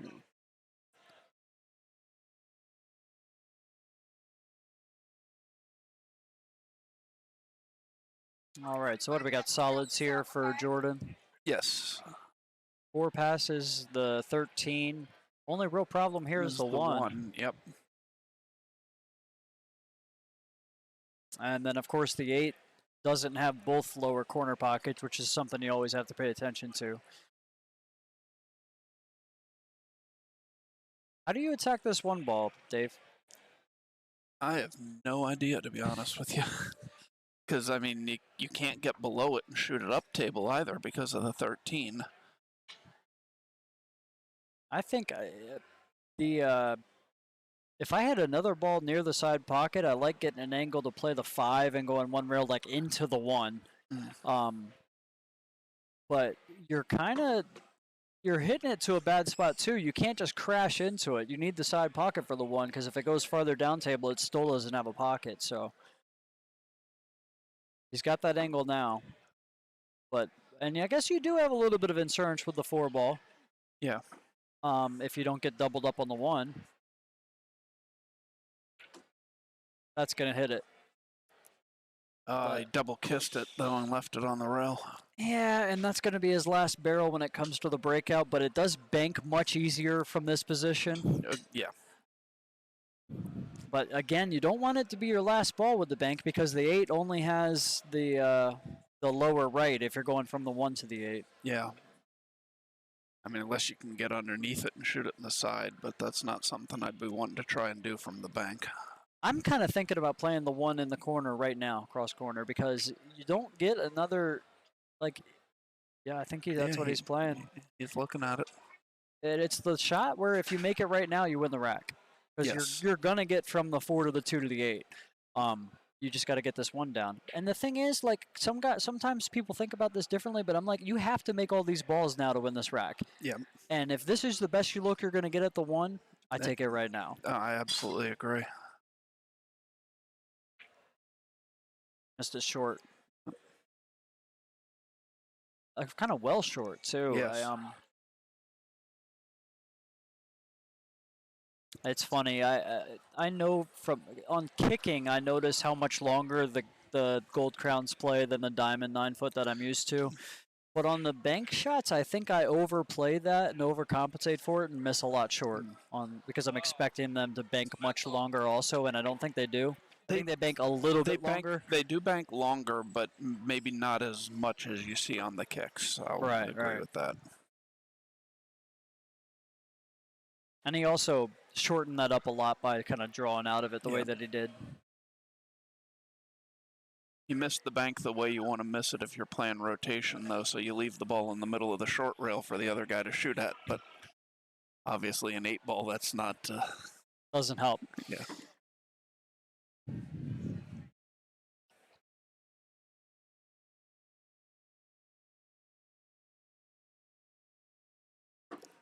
That's a good shot. Yeah.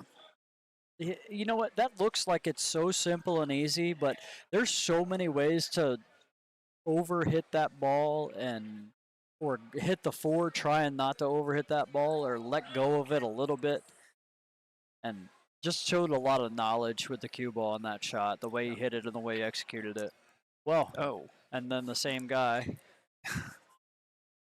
And it's going to break out the 4. It looked like it covered it for a second and then puts him straight in. That's brutal. It is. Oh my gosh. Great chance here for Jordan to get on the hill. Okay, Tuan Chow has beaten Russell Obaker 6-2. So Russell will finish 7th, 8th. Strong finish for Russell. Tuan will be awaiting the loser of this match, which might be tomorrow morning. I am not sure. Or tomorrow afternoon, actually. We won't be starting play until noon tomorrow.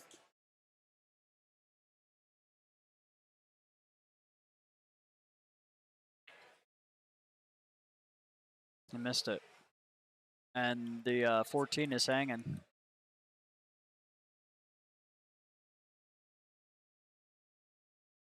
This is a really, really big swing rack here. Yeah, 5-2 versus 4-3. Enormous difference. In a race to 6, I think it's the biggest one, right? Yeah. Yeah, you get back to within 1 or the other guy gets on the hill up 3.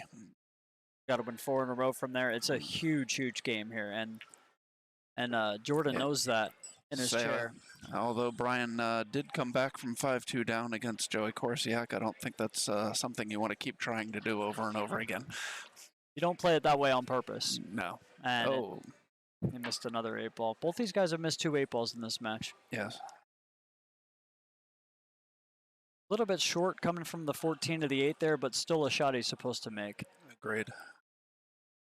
And the 1 passes the 2. He may have an angle where it's easier to just roll past the 2 and play it the other way now. If not, he can definitely pinch this back and take a little bit steeper cut on the 2.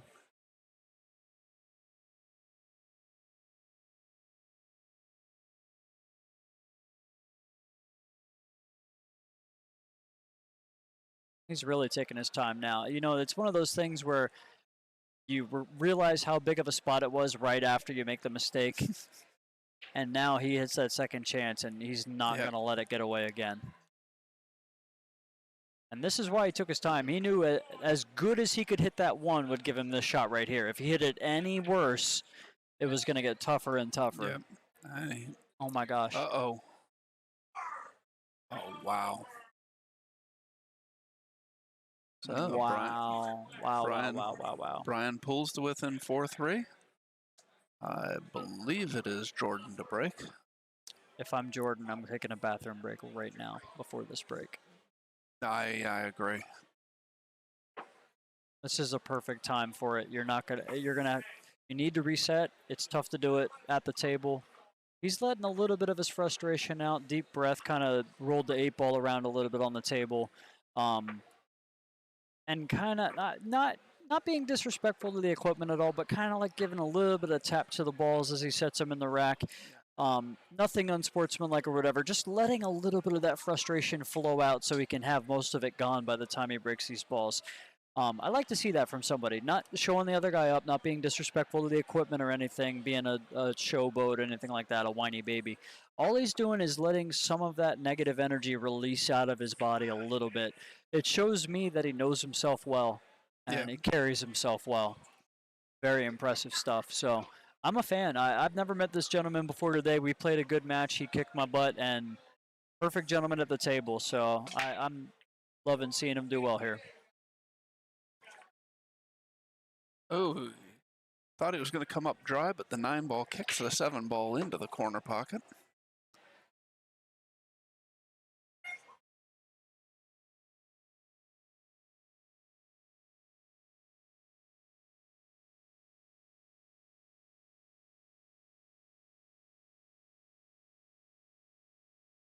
He's not.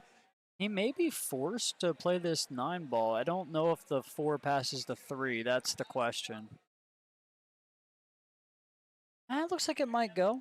Yeah, no, and looks like that's what he's looking at here. And if the 8 goes, the solids are better. Not by a ton. The worst ball for the stripes is the 12, but you can get to it. But he is going to shoot that 4 ball. The 1 becomes the worst ball for the solids. And see, this is why I would have liked to see him take a bathroom break. That's not a ball that he misses. No. From what we've seen.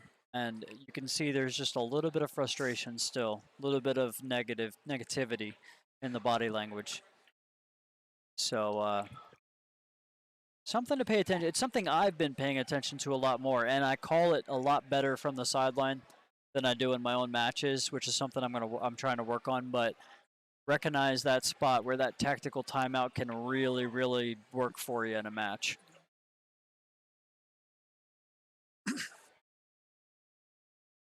The one good thing I have going for me is I'm getting a little older, Dave, and I can't make it through a match without having to use the bathroom anyways. So like I'm forced to take one somewhere. I don't even want to hear you talking about getting older. Oh man. Yeah, that's fair.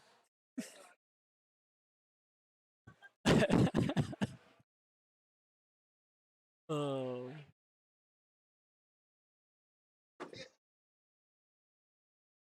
It's always around 10:30, 11 o'clock when the conversation really starts to devolve in here. I'm sure that nobody in the chat wants to have a conversation about our aging prostates or whatever. Man.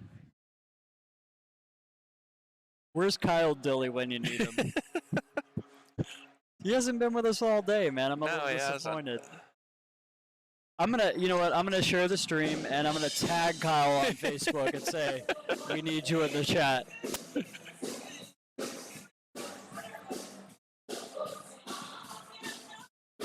That was a great shot there by Brian.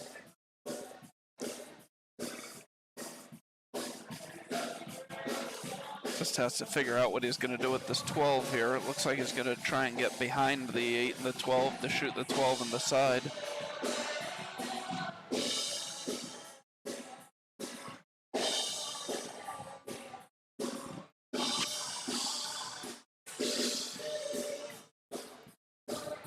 Oh, happy birthday, Virginia.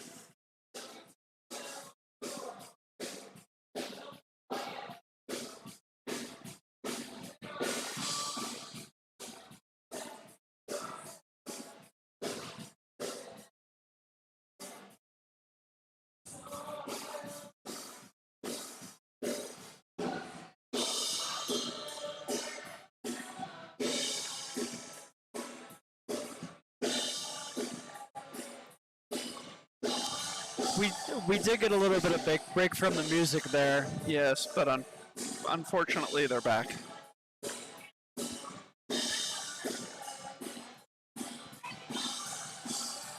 I think he has this 12 ball still.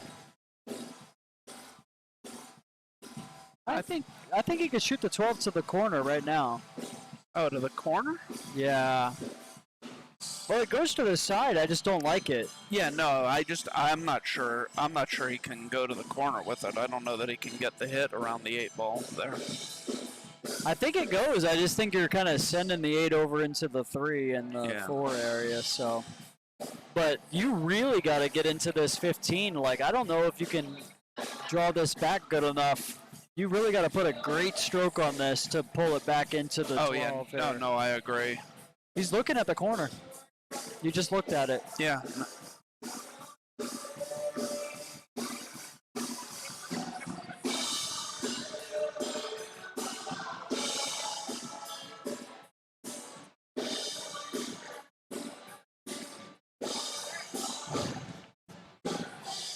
The only other thing I see is play the 15 and then bank the 12 to the same corner.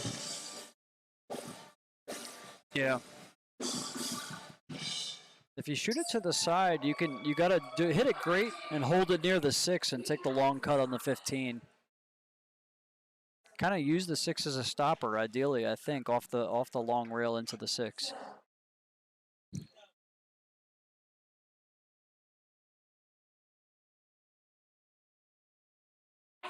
He's looking at all his options. I don't know that he's looked at the bank on the 12 yet for the last shot.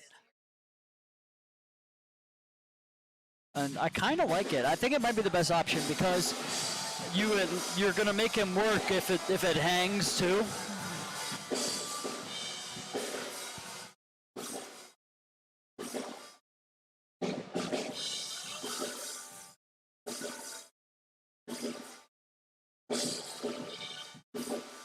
Yeah, that was always going to be the problem with that shot. Yeah, Ball just wants to run too much. Yeah, you either need to hit the 6 and stop or really just go long and take a tougher cut. Like a really tougher cut, though, you know? Like, even if the 5 wasn't there, this would be about as steep as you ever want to be on a shot. Yeah. And you go farther, it gets thinner, so...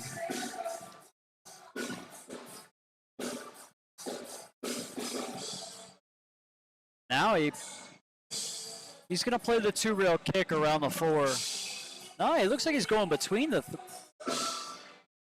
What is he playing, a Z kick? He tried the Z kick, and it did not lengthen off the second rail at all.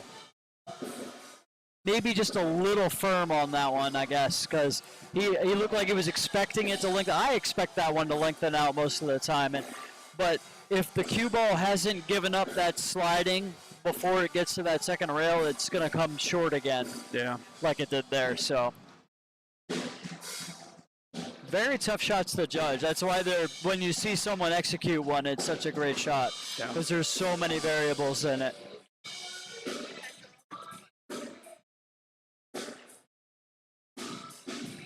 Well, anytime you play a shot on the pool table where the spin on the cue ball changes twice in its path, you got a lot of reading to do. Yeah.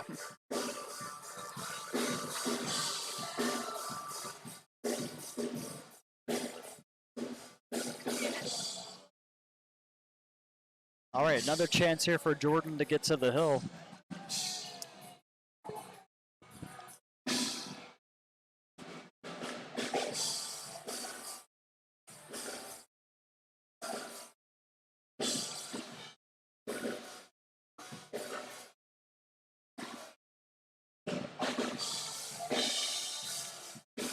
It's just me, Dave, but I play that 5 ball before I play that 3. I like the 5. I don't like playing 2 balls to the side pocket back to back as my last 2. This is going to be fine, but he was straight in on the 5, and he could have had the same kind of shot from the whatever that ball was to the 2 as he had to go from there to the 5. But he hit it perfect. This is great. Kind of let go of that a little bit. Yeah, but he'll be fine. Yep, this is fine. Hey. Jordan goes to the hill. It'll be Brian to break, trying to stay in the match. He won from 5-2 earlier. Let's see what he can do with 5-3.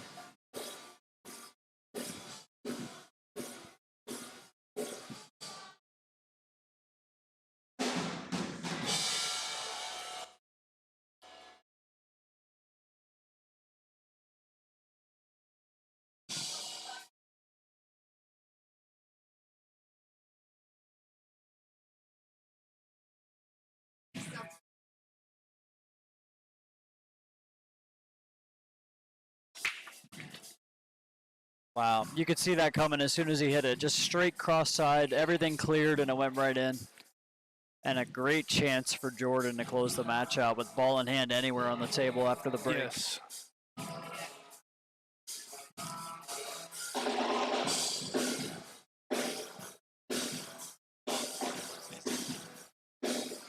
This is tough.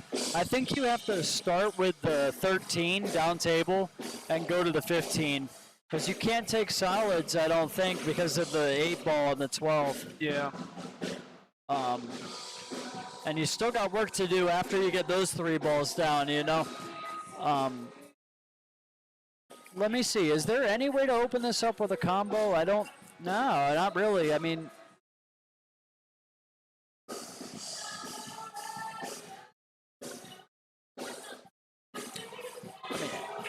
you could, if you get to a good spot with the 1, you could open up the 8. I mean, you could, theoretically, you could play the 1 now with the ball in hand and go up into the 8 with the 3-4 hanging. But even from there, you can get behind the 15 and not have the combination. Yeah.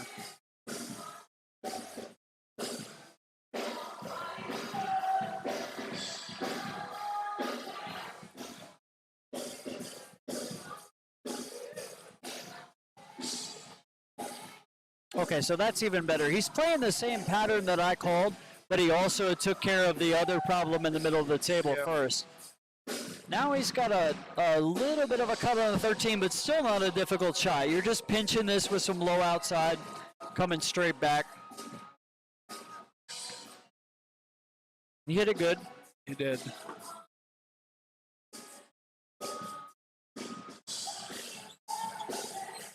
Still got work to do. The 10 does pass the 9 to the side, which is nice. You got to get to a good spot to shoot that 12. The 12 doesn't really go to the 8 well, but it also is a tough ball to get anywhere else off of. So I almost would think about playing the 12 now and going back across for the 15. I agree. I think that's the way I would have played that.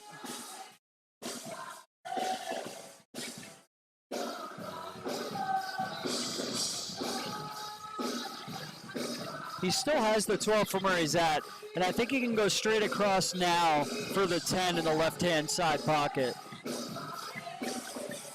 I believe there's enough room from this angle to beat the 8 and go straight across. Yeah. Kind of like right below the 3 ball here.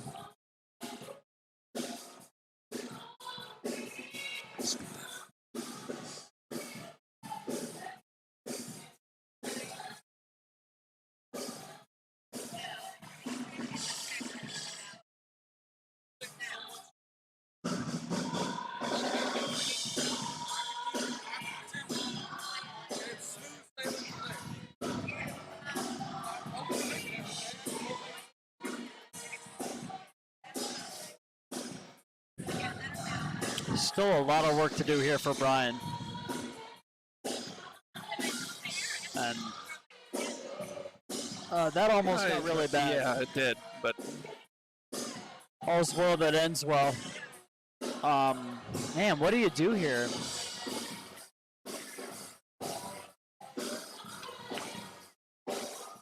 oh wow. That's what you do. Great shot.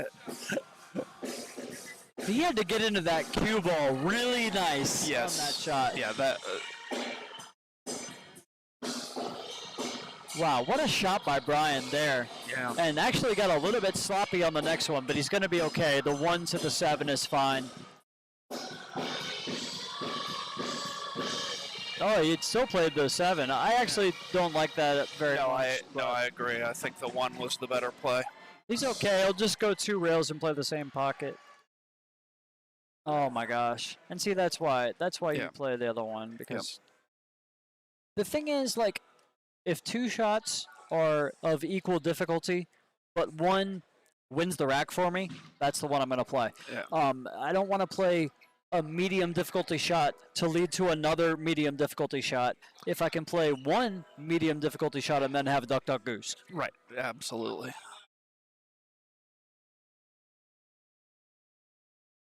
Jordan elects to play safe. There's no chance I play that shot there. It's too simple of a kick here. The 1's too close to the pocket.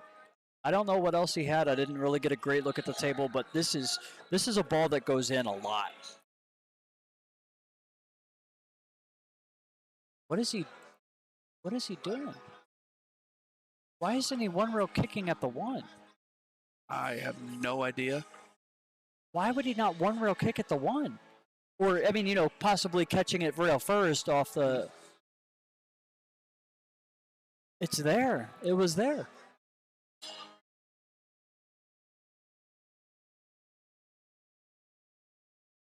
I don't understand what just happened. even if he had to shorten the cue ball just a little bit to, get around it, that's a game-winning shot right there,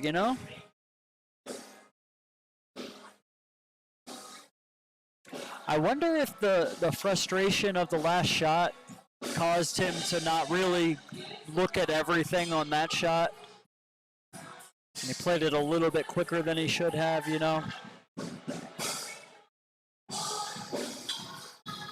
The thing is, even if he had ginned that shot that he just played, the two-railer, he's cutting the one. The cue ball's going to come over, across, and out and still have a long full-table cut shot on the 8. One more good shot here for Jordan's going to put him in the hot seat match.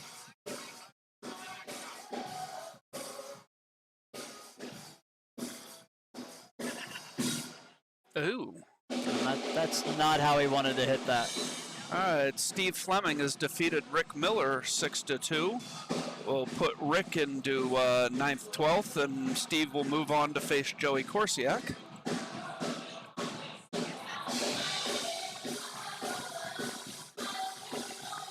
Is there a scratch in the side pocket if you roll this? I don't. Oh, man. No, he is. Yeah, he's elevating. Well, he might be elevating so he could play it two ways. Make Brian make a bank shot. He's going to bump it right up into the pocket. Oh, wow. And it's not over yet, folks. I'd say that's the absolute worst thing that could have happened for him there. Yeah, 5-4. Jordan needs to figure out a way to manage his frustration right now. Brian still needs to win 2 games in a row. It's Jordan's break now. Another great spot for a bathroom break here. It's so useful, I'm telling you. Like, you can't reset at the table the way that you can reset if you walk away and come back. Yeah. I'll be back in 1 second. So let's see what he does here. I'd like to see him come up with a good break here and have a chance. See if he can manage his frustration. He's visibly frustrated, and understandably so. Gotta figure out a way to put all that negativity out of your head. You've been the better player in this match. You've been one of the best players in the entire tournament from what we've seen so far. Not necessarily the best player, but you've played the best. And here you are with a chance still to close this match out and get to the hot seat match. And it doesn't seem like anybody's going to beat Jordan Gray right now in this match except for Jordan Gray. So let's see how he does here. Nice to finally hear from you, Kyle. Oh, man, it's weird to not see you in here for a change. I'm finally in here doing commentary with these guys, and you haven't been with us all day, so I guess maybe you just don't like me or something. Kyle's with us. Oh, okay. Hey, Kyle. Good to see you. Yeah, so I just checked. We're bringing back the final 6 tomorrow. So the last match of the night will be the Steve Fleming, Joey Korsiak 7th place match, and we will have that here on the stream as soon as this match is over. So, Kyle, yeah, Big Table 8-Ball is pretty far down my list of games, but I'm a junkie, and so I still like it a whole lot.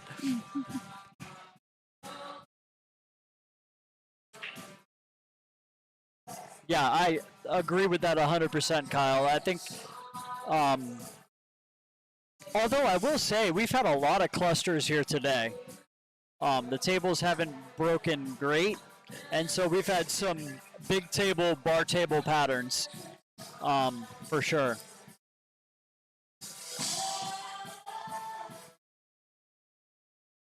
And, if they are clustering on the big table, the 9-foot 8-ball again becomes more difficult than the bar table 8-ball at that point.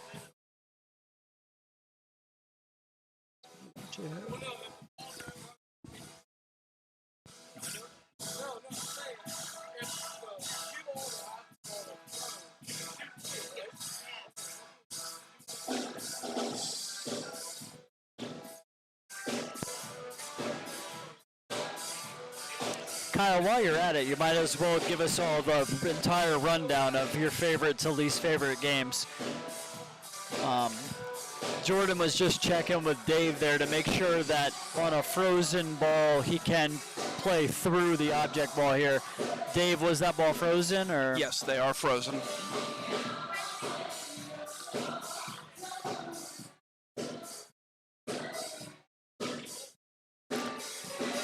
That rule is still so weird to me because I understand the concept of why that works, but to me, 9 times out of 10, you're still double hitting the cue ball. I absolutely agree with you, but that is the rule, so. I agree. You know, the rule's right. I mean, you know the rule correctly and executed it correctly there, but I think the rule is wrong. Yeah, I agree with you. Especially when people hit it low. If you're trying to put draw on it, you're clearly bringing it back into the cue stick. Like, I don't know if you watched that one closely, but that looked like he hit it 3 times to me. You know what I mean? Like, it's a weird rule. I don't know. I don't know how that's still in the game. Yeah, I completely agree with you. And that's Jordan knew the rule and played the rule. So Yes. not anything against him. Like, if the rule was different, he'd have played a different shot. So Right. I'm not saying anything about it. I'm just saying the rule is bad. Yeah.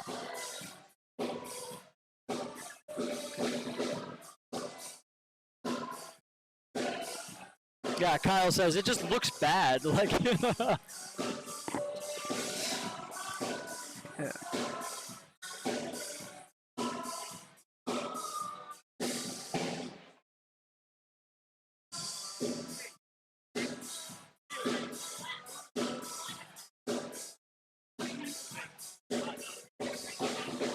I don't think that moves. No. They don't know what we're talking about, but so Jordan has found the one spot on the table where there's a little bit of a tight spot. He's kind of on his backstroke. He's hitting, what do we call that, a baluster? Yeah, I'm not sure. The ornament on the railing on the half wall. What do we need, a Phillips head?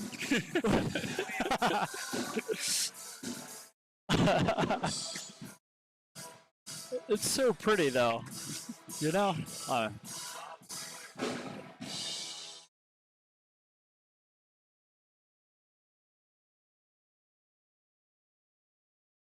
like Jordan's sense of humor about it in this spot. Yeah.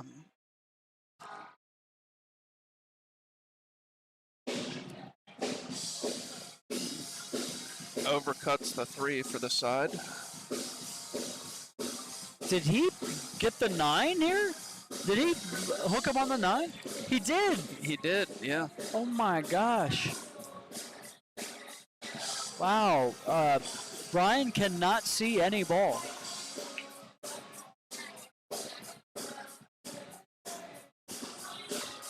And Brian can't even get out of his chair. He's so disgusted right now.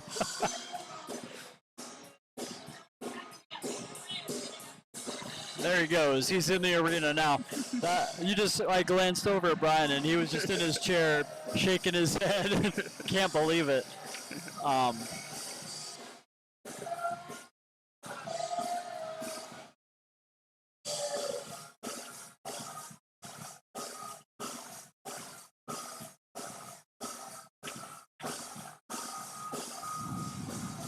Yeah, but I mean, Virginia, I wouldn't go so far as to say that. I mean, the rule is what it is, so the players know the rule and then play within that rule.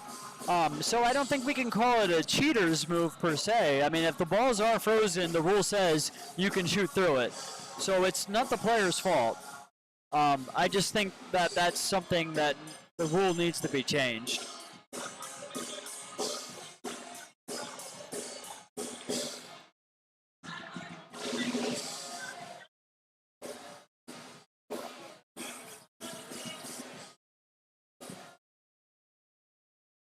He does come up with a good hit. He does. But what are the problems here? I think the 1-5 is sitting real pretty if he has to shoot that. Well, the 1 looks like it might travel towards the cluster there a little bit if he shoots that. Yeah, he just took a look at it. Well, and the 1-7's not sitting bad either, and that would take that out of play. Right, because there you're not sending the one ball towards any stripes. So I think if it's me, I'm playing the 2 and rolling forward to use the 4 to get to the 1-7. That's exactly what he's looking at now. Yep. And everything else is wide open. The 8 ball has multiple pockets. The 3 ball goes to the side, goes to the corner. Either of those are fine. I like this pattern. I like 2-4, 1-7 combo. Looks like he's drawn it though. And he wanted to get the 3 out of play, but he didn't get as far as he wanted on the 3. He might be playing the 3, then the 4 to the corner to get on the 1-7. Got to pull that back a little bit. He may still be able, Dave, to play this 3 to the bottom side of the pocket and go forward around the. No, you're right. He's going to pull back. And to me, I think he needed to pull that back a half ball. Yeah. No, he does not have to play the combination. No. If he goes to the 7, now he's going to. I was going to say, if he goes to the 7 and makes the 7, he can go to the 1 and play it in the other pocket. So, but combination coming, and all 3 balls are going to move on this shot. Yep. 5 should move towards the pocket. I don't think it's going to be a problem. But I don't like shooting this combo from this angle. No, neither do I. But if he does make the combo, he should have a good shot on the 5 afterwards. And the 5 or the 1 should both be fine from here, I would think. The 1's not going to move a ton, I don't think, after the contact on the 7. So.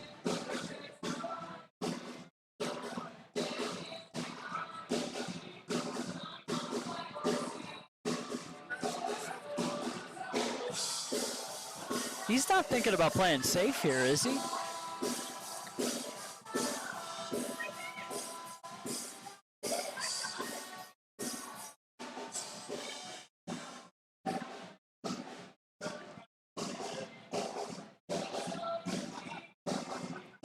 Yeah, I think Kyle's saying that he kind of saw it the same way we did. Yeah. The 3 wasn't that big of a problem. I don't think he needed to take care of the 3. He did play safe. He did play safe. He was looking at that, and I like that. I like that. He recognizes that he's kind of lost the momentum here, and he doesn't want to take any flyers. And he played the safe very well. Yeah.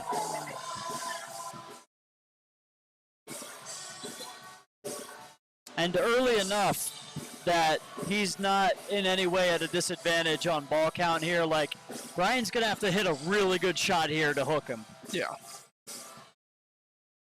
I think he'll kick at the 10, and so he has potentially the 8 and the 12 to get behind, and the 9 to get behind, possibly. So.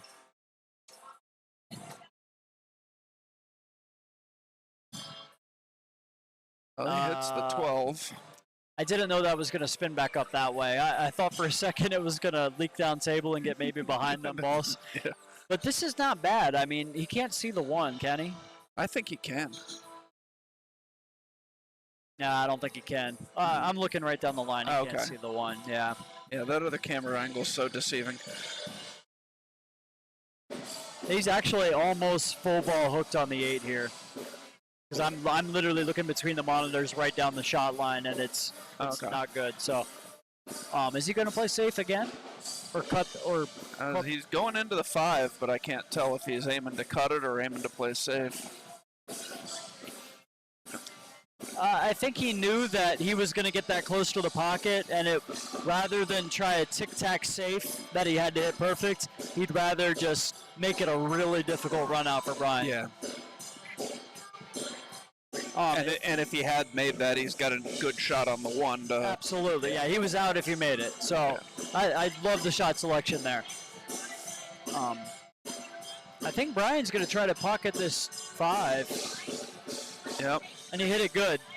I think Jordan's going to have to play a jump shot here on the 7. Not a bad jump shot, and the position theoretically should be about natural on the make. So I don't want to say automatic, not automatic, but natural for the cue ball to go towards the spot that it needs to be in.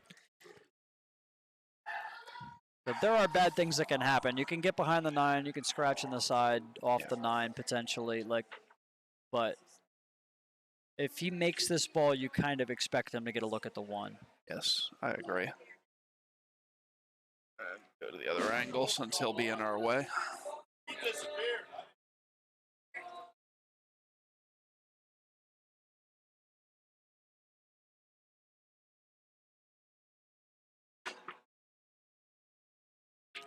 Did a little too full. You know, he may have been playing too much cue ball there. It's a funny thing to say on a jump shot, I know, but he may have been really playing a lot of cue ball there, worried about the 9. Yeah. Because that cue ball went exactly where you would have wanted it to go. Yep. You know?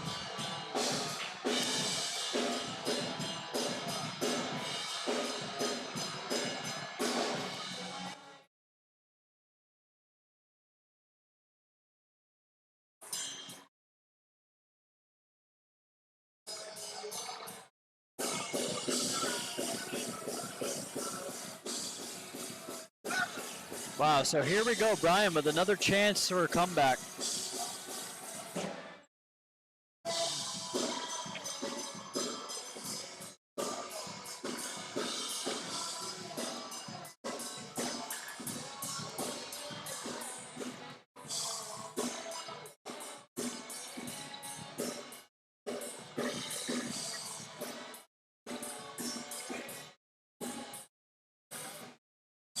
Oh, wow, look at this roll. He's still going to have a shot on the 15. A little bit sloppy there once again for Brian.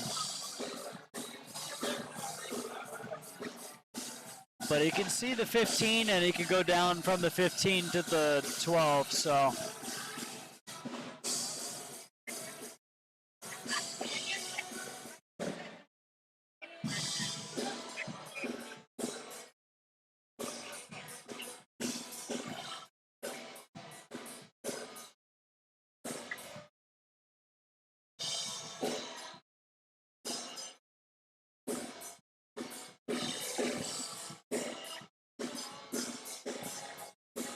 Oh, slight overcut on the 15. And I think Jordan's going to close this match out now. He's got a natural angle to pocket the 1 and go over for the 7. We've seen him make some mistakes, but I think he's going to get tough here and get this done.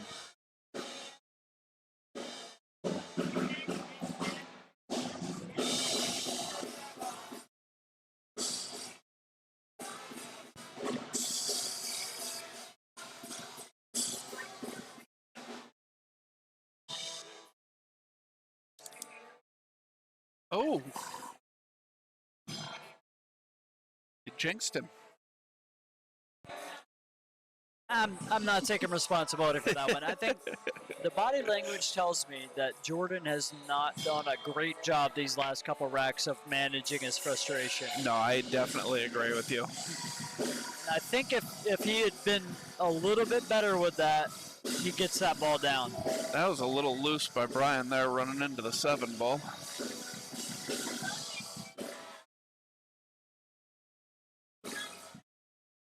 But he hits the 15 very nice.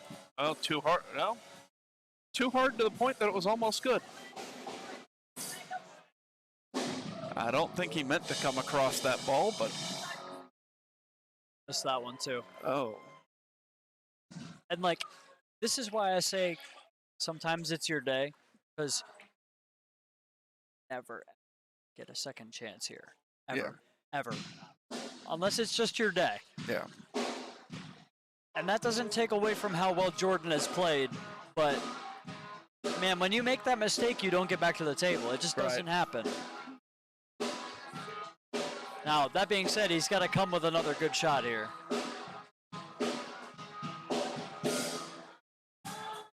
I think this pocket's pretty easy, but combos are always missable to me. Yeah. No, I completely agree. He's fortunate to not be jacked up on the 8. Another half turn and this shot's way harder.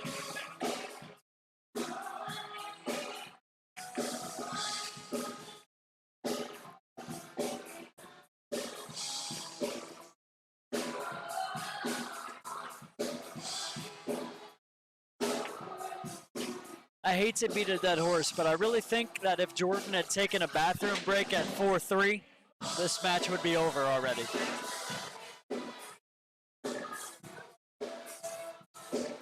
Always hate playing shape on a ball out of a pocket this deep. He judged it really nicely. He did. And I think it's easier on a Brunswick than it is on a diamond. The diamond, they really grab that rail and stick. That one also wasn't as bad because if that ball had died, you had the 8 in the side. Right. Well, if it dies, you probably end up perfectly 50-yard line. So, but you're right. Yeah. And we've got Hill. So Hill. Yeah. Wow.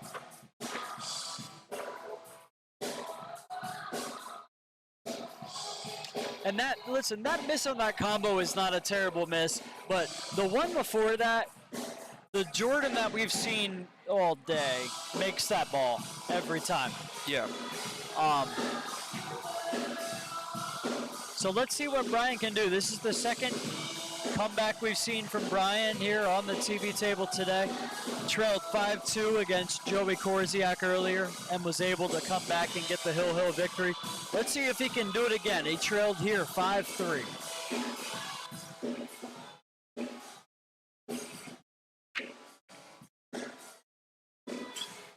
And I gotta tell you, Dave, in my experience, if you get the chances that many times at 5-4, a lot of times you don't get a look, Hill. Yeah. No, yeah, absolutely. Not surprised if Brian runs out here. And he has made a ball on the break, so.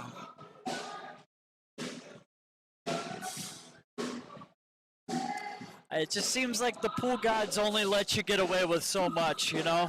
Yep. I think I like playing the 12 ball here and kind of coming to the inside of the 9, but you don't want to move it far. You just want to get on the 14 and kind of leave the 9 almost right where it is. I think. I haven't really studied the table great so far. The solids are viable if he has an opener. He can shoot the 5. He could shoot the 6 too, and I think that might be the worst ball for the solids. I think I like that. You're a little bit elevated over the 10. But if you shoot the 5 now, you're probably going to end up having to shoot a similar shot on the 6 at some point. Oh. Luckily for him, he didn't move it at all. And he could still see the 7. And he could, I think, still cut the 1 to the side if he really wanted. I don't know, that's tight. He showed that he really likes that shot. But I think you have to shoot the 7 here. From this angle, it almost looks like he has the 1 to the corner still, but I think the other angle told us that wasn't there.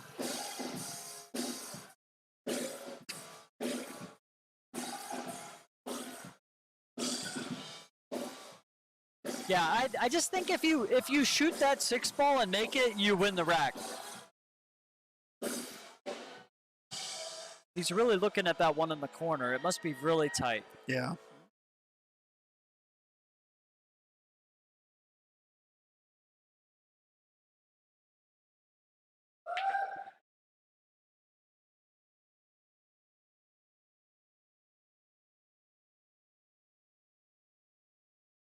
This is such a blind pocket for the 7. You have to shoot that. Is he looking at back cutting the 7? Yeah. Hit it so good, too. He did. But he needs that to clear for the 4. He's there. It did, yep.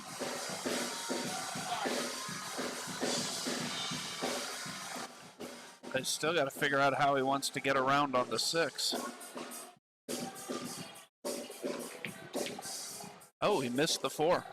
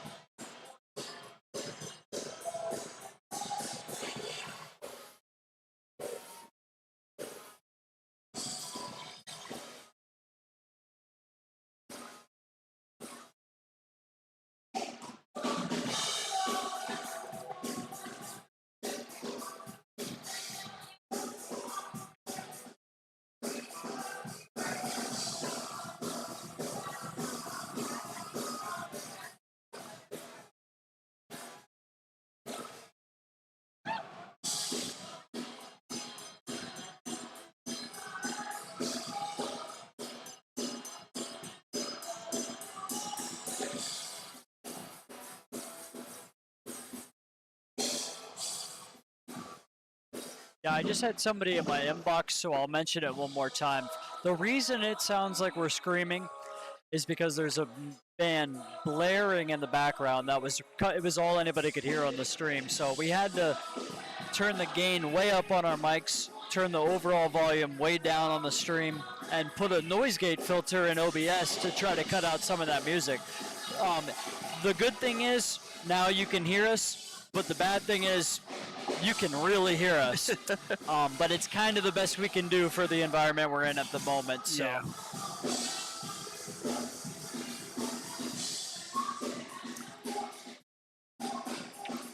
And fortunately, the band will not be around for the conclusion of the tournament tomorrow, so we'll be able to go back to more normal volume settings.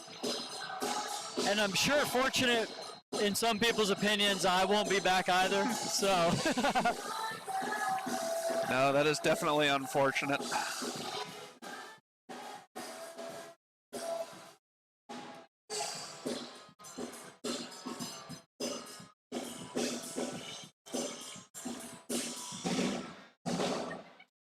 Yeah, I've had a blast. I'm glad to finally get the chance to hang out with you here at one of these tournaments and do some commentary. But it's a 2-hour ride each way for me, and Oh yeah, no, I wouldn't expect you to come back just for the commentary. The thing is, if I was still a single man, I probably would have done it. No, it's understandable. You're married, you got a young kid at home, so I'm enough of a junkie where I've driven farther for worse reasons. Oh no, I agree. I gotta remember how loud it is when I go to laugh. That probably sounds terrible on the stream.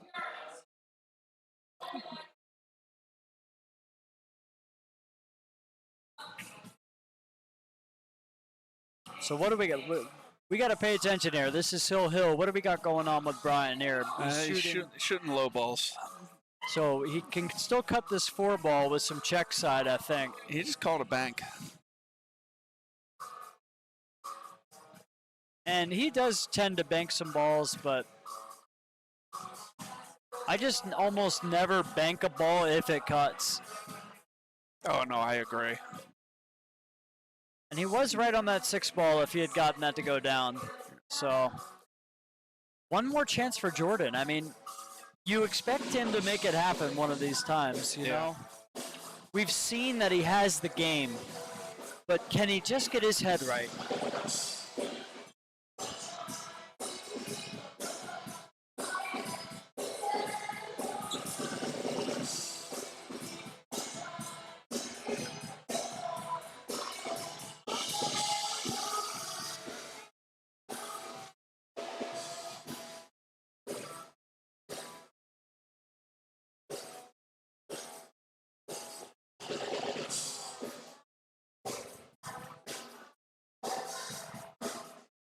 Shooting the 11 up in the corner. Oh, No, he played the combo. Okay.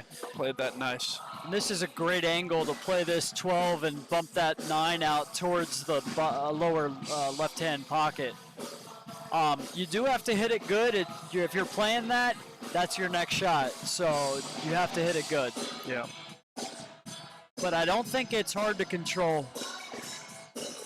Maybe. You got to hit this one good. From here it looks like there's a lot less room between the 9 and the rail, which makes this tougher.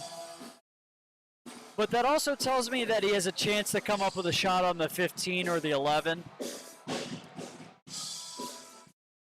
And if he hit the top side of the 9 with some speed, he could also clear for the other corner, going behind the 4 if he hit that side of it. I think it's hard to play it that way intentionally. It's just tough to commit to that one. You're going to feel real dumb if you go to play it that way and it doesn't get there. Yeah. I mean, he can still play this 9-ball at table later on. If it goes up table, you can play the 10 now and go to it now. That's what it looks like he's looking at. Just because the 12 doesn't really lead you anywhere else.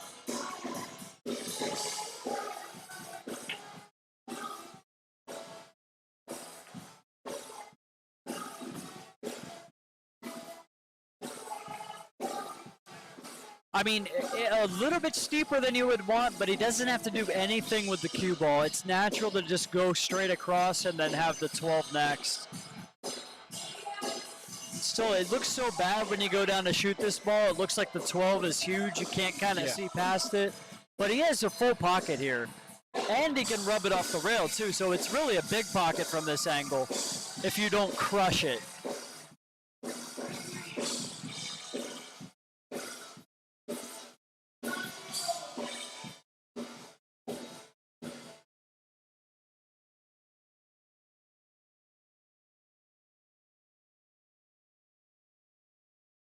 He really doesn't want to shoot it. He's looking at, is there any other way? He could, if he liked it better, he could play the 12 in the corner and come back into the 9 off the rail. That's what he's playing. But you got to get there. That's the thing. Like, you have to. That's your last chance if you play it that way. You know. Yeah. It's your last chance the other way too. Yeah. Either way, that shot was going to be all or nothing. And it's not his last chance there. He still has a jump shot. He may, and you can take the pocket away as well. I mean, you can kind of pinch this off the rail. You can call it. If you hit this perfect, it'll go. But you have to kind of get it to go through the 4 a little bit. Yep. So not like you're playing a traditional off the 4 carom. You want to hit about 80% of the 4 off the rail, and then it'll kind of travel forward and into that opening. But he also has to play shape. Right. That's the difficult thing. I think it's natural to kind of climb up one rail and then go above the 6. He hit it really good. Oh, he hit it great. And he was able to hold the cue ball, He was. actually. So that's a great shot. What a great shot. So for all the frustration and all the mistakes, what an outstanding shot to come with when you absolutely have to have it there. And now he's doing a great job to collect himself. But a stop shot here is basically going to win the set for you. I mean, he is looking at... Actually, he might not have a stop shot. Might have to go forward here because the angle takes him towards the 11 just a little bit. May have just looked to see if he can roll forward and take the 11 in the side. Yeah. I love how much time he's taking here. He recognizes the moment, he feels the pressure, and you need to feel that pressure. The only time pressure beats you is when you try to pretend that it's not there. And this is about the worst result he could have had for still having a good shot on the 11. He's going to have to come with a pretty big stroke, I think, to get on a shot on the 8. Unless he just kind of pinches it in and takes a long cut shot on the 8. But man, what a shot to have to give yourself. I can't tell. He needed to stay below that 11 so he could just roll up table. It's a big stroke to go to the long rail and leak back down to where he's looking at now. Yeah. I will say the good thing is we're playing on big pockets. If this was a diamond table, there's no way you want to jam that in the side pocket and go that far. Absolutely. But it's not going to spit it back out. If you hit it pretty good, it's going to go in.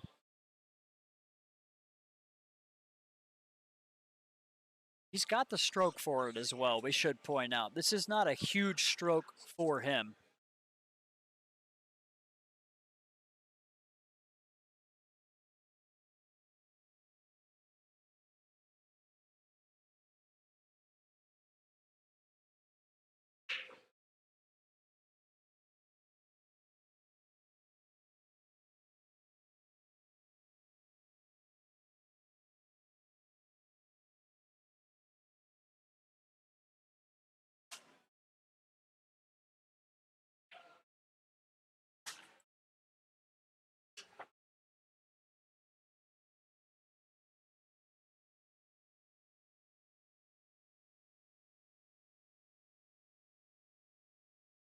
Yeah, so just to respond to Kyle's comment, no, it did not go up table, but on the first breakout attempt, it moved into a position where it did go up table. but then he decided that he didn't want to play it up table because it was a little bit tight from his viewpoint when he got down. It looked bad, so he chose to try to break it out again. And then it got to a spot where it went off the other ball. So If he gets by that, oh, great shot.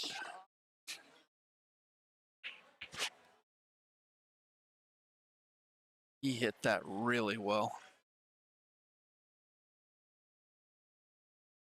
that's the Hey, shot. That's the shot of the tournament to this point. I mean, Hill, you've struggled, you've let your opponent back into it, and you came with a sick, gutty out when you absolutely had to have it. That was an outstanding shot and a nice win for Jordan, fighting through some frustration, some negativity in the head, but found a way to get it done. And hats off to him. He will advance to the hot seat match where it's sometime tomorrow afternoon he'll be taking on Dylan Spoor to try to claim that hot seat. So, all great right. play. And we're going to have one more match coming for you this evening. The last match played tonight be Joey Korsiak versus Steve Fleming. And we will have that for you in just 1 minute. And I think I'm going to head out now. I'm not surprised. You've got a long drive. Yeah, I think basically I'm deciding if I want to get home at 2 o'clock or 4 o'clock. Yeah, I don't blame you. So, anyways, I've had a blast, Dave. Yeah. I appreciate you having me with you. It's Always great to a have great you, time. man. Always enjoy your company. So, appreciate On the Hill Productions having me in here. So, you guys enjoy the rest of the action, and I'm going to drive home, and I'll be hanging out in the chat with Kyle Dilly tomorrow. So, you guys have a good night. Thanks.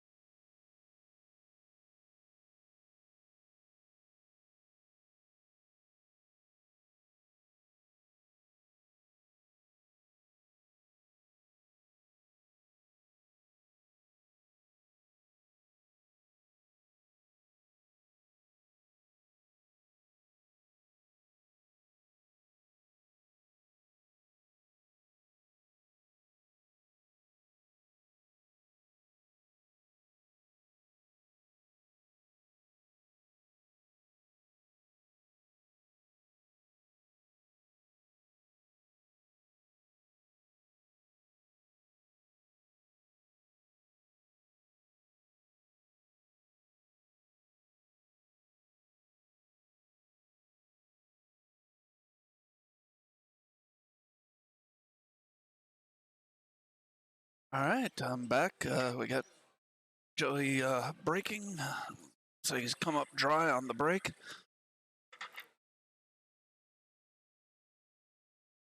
See what Steve's got here.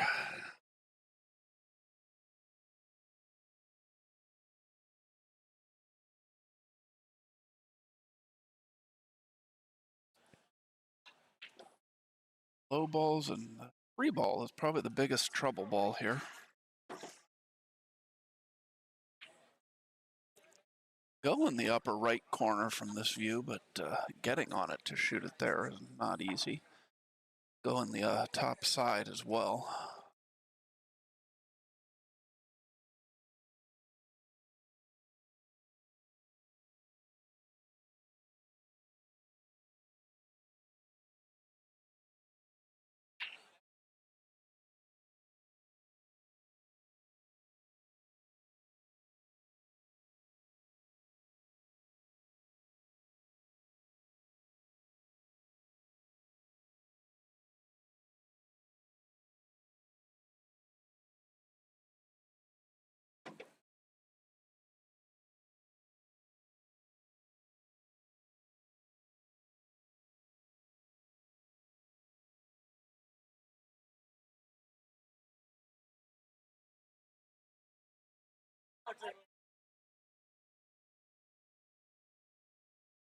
All right, so I'm not sure what Steve's planning to do with this three ball.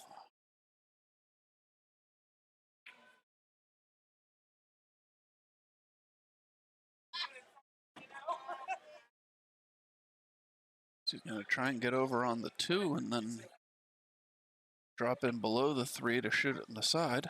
Oh, he hit that ball very nice. Came through that gap.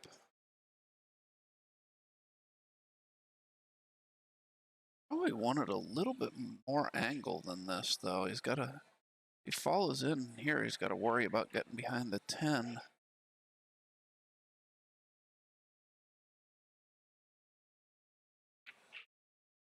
Okay, he stops it to play in the corner. Thought he was going to try and come down for the side.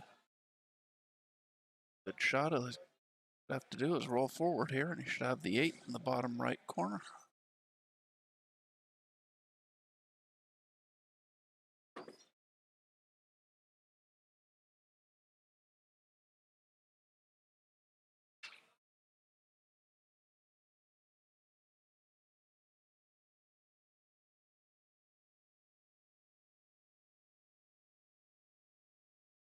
Ooh, well, the 8 ball up, giving Joey a chance he probably was not expecting to get here.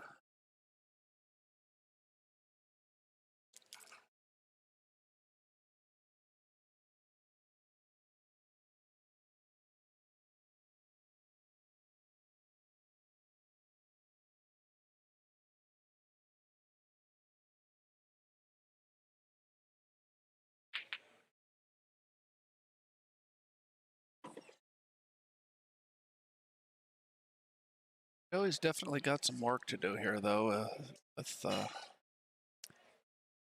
really 3 balls, or 3 or 4 balls, that the most natural pocket is the one that the 8 ball is hanging in.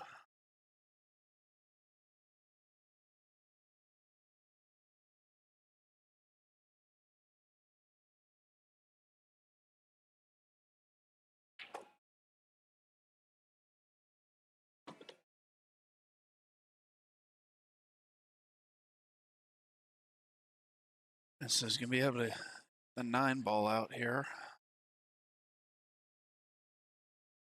Playing the 11 up table, I think, after he plays the 9.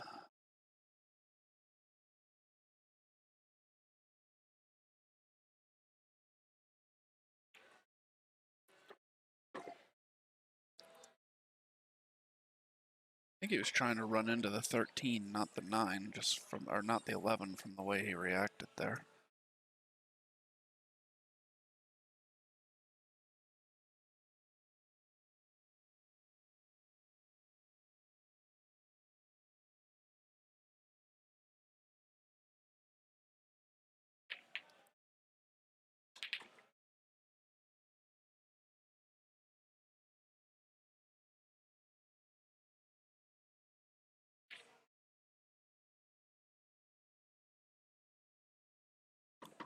Well, he makes the 8, but unless he was going to get really lucky on the leave, that wasn't going to matter. Steve was going to be able to make the 8 anyways. Steve takes the 1-0 lead. And it will be his break. Virginia, your comment made me laugh there because I've been bouncing my knee while I've been sitting in this chair all night because of the nervous energy. So...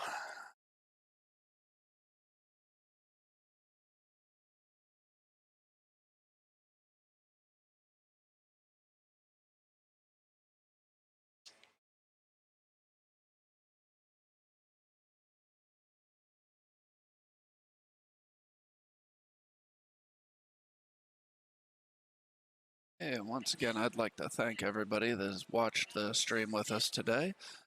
If you're enjoying what you're seeing, please like the stream, please share, subscribe to our channel. We really appreciate all the viewers.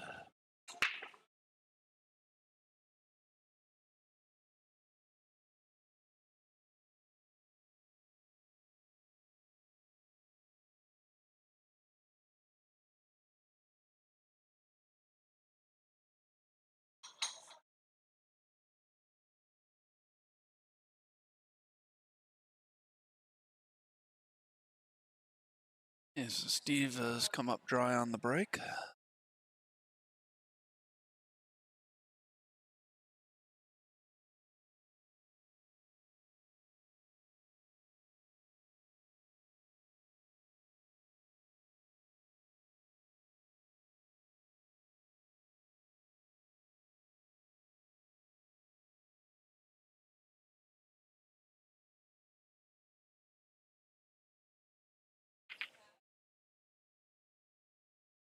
Joey's going for the combination on the 11 here.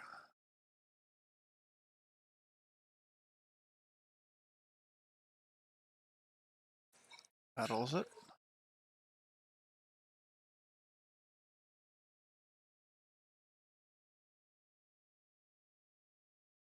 Now that the 3 ball is opened up, I definitely like solids better here. The only issue with solids is, to me, is the 8 ball.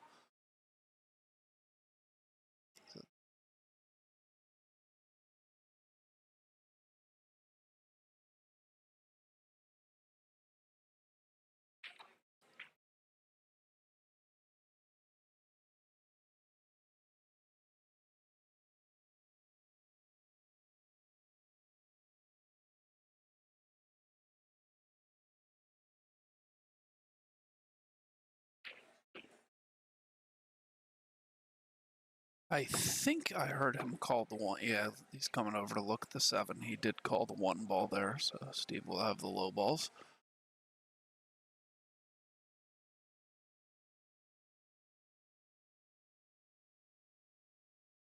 That takes care of any problem with the 8 ball.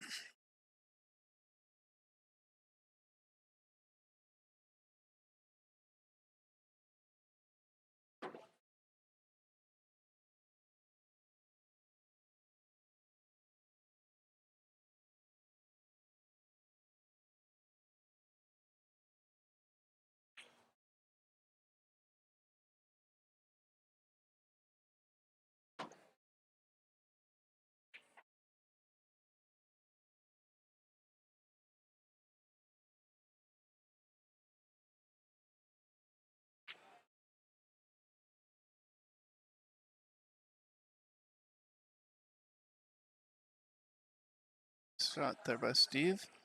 I would have thought he would have tried to get the 6 ball out of there when he shot the 3, but apparently he does not mind leaving that 6 ball for last.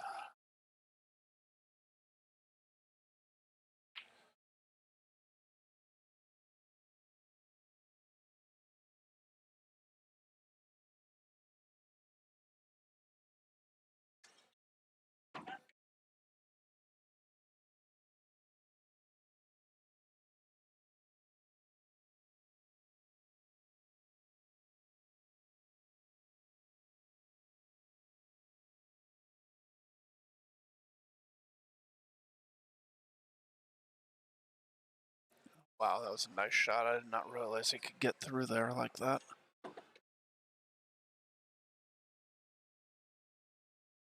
Just needs to come out off the 6 and either try and get in the gap between the 15 and the 10, which is where he went. Left him, rolled a little far, but shouldn't be a problem with this cut.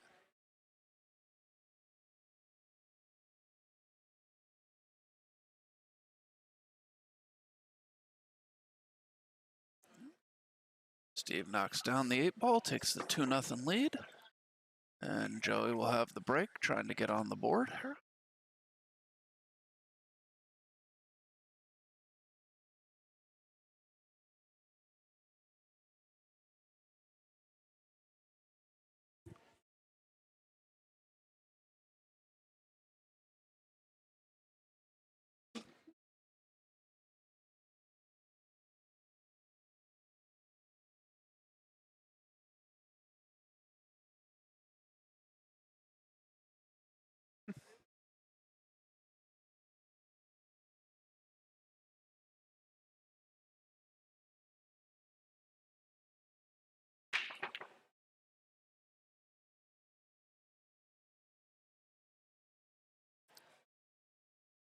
Okay, and it's 3 racks so far this match, 3 dry breaks. And a lot of dry breaks on this table so far today.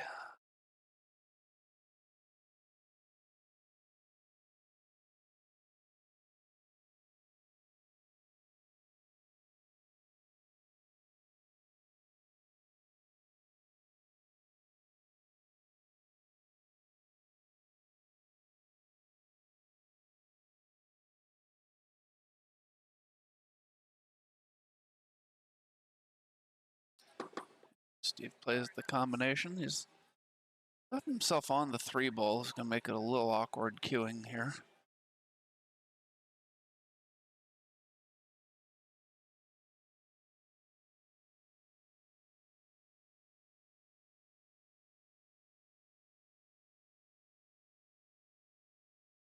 He hit that nice.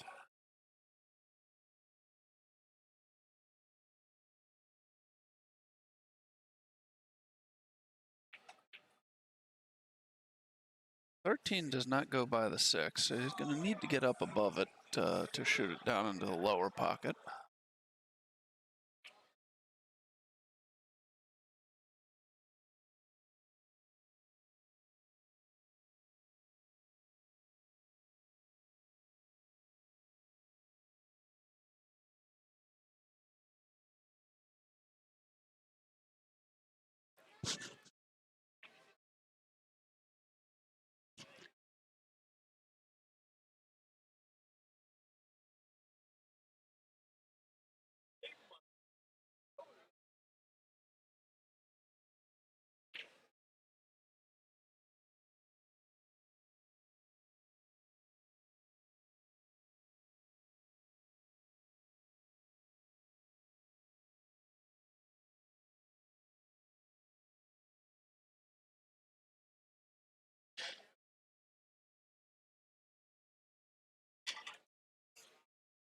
I need to put a good stroke on this to get shape here.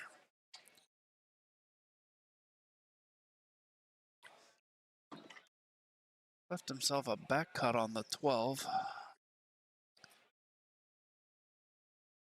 Shouldn't take him down naturally towards the 13 if he makes it.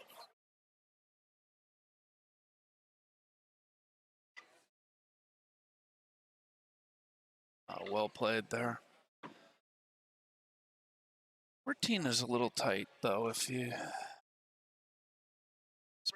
especially to get an angle to go towards the 8-ball. You can, if you play it in the top side pocket, you're almost certainly going to have an angle that's going to take you down towards the 3-ball. So be interesting to see how he decides to play this. I don't believe the 14 goes by the 4 into the corner. Steve's taking a look at that now. Now that I look over the monitors and look at the table, looks tight. I don't think it goes, but Definitely is closer from the monitors than it is from looking at the table. Or rather, closer at looking at the table than it is looking at the monitors.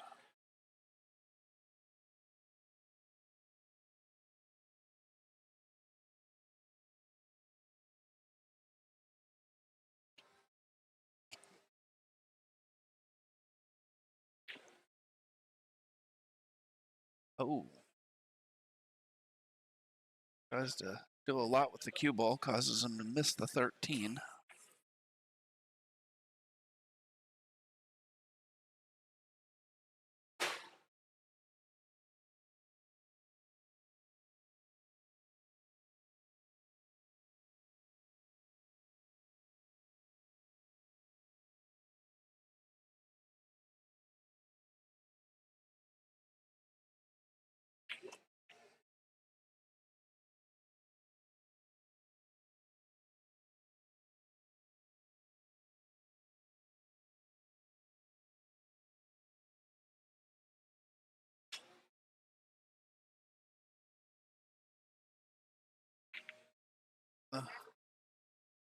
Joey's reaction definitely appears he believes that ball rolled off. Hard to tell from this camera angle, but definitely not a ball I expected him to miss, so would not be surprised if it did in fact roll off.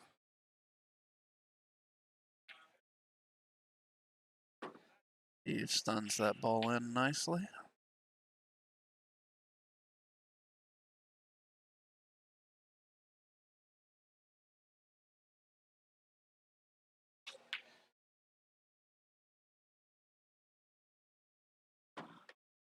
Pulls the 13 in, comes 2 rails back out. Good shape on the 8.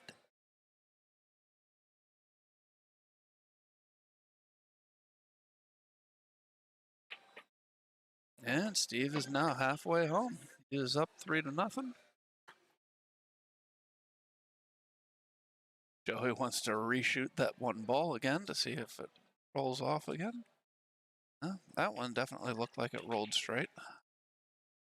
Will be Steve's break here. Looking to go up 4-3. 4-3, 4-0, excuse me. Up 3-0 right now.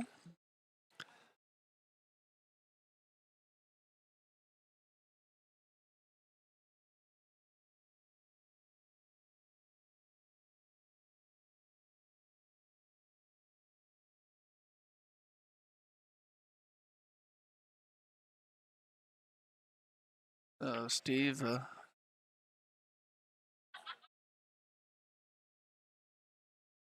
and to see if he can make a ball on the break, something nobody's been able to do so far in this match.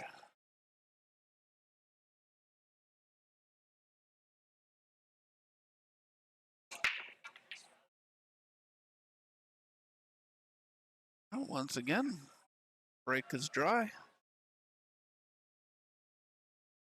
Joey will come to the table looking to get on the board here. Try and cut into Steve's lead.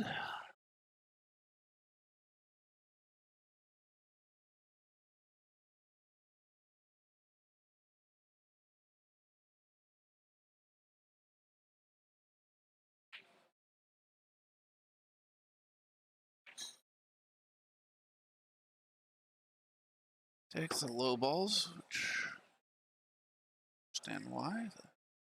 All pretty open. If he can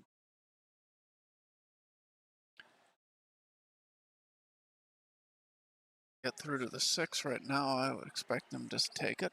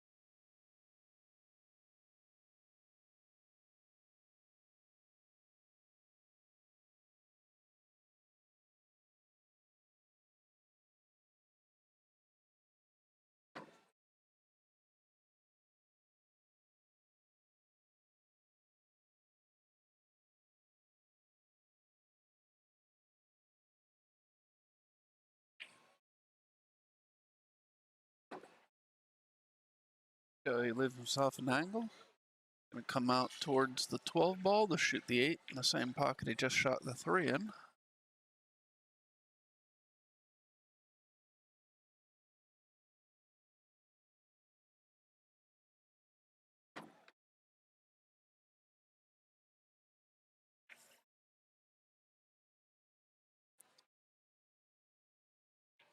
Okay, and Joey knocks the 8 down.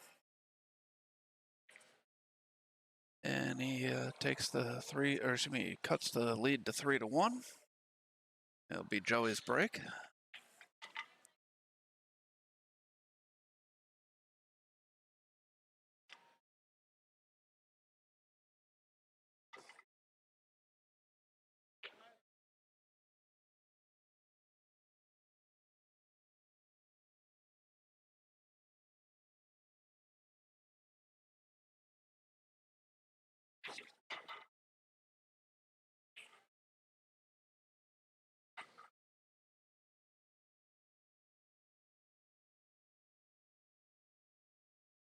And still nobody's made a ball on the break. Joey will look to end that streak here.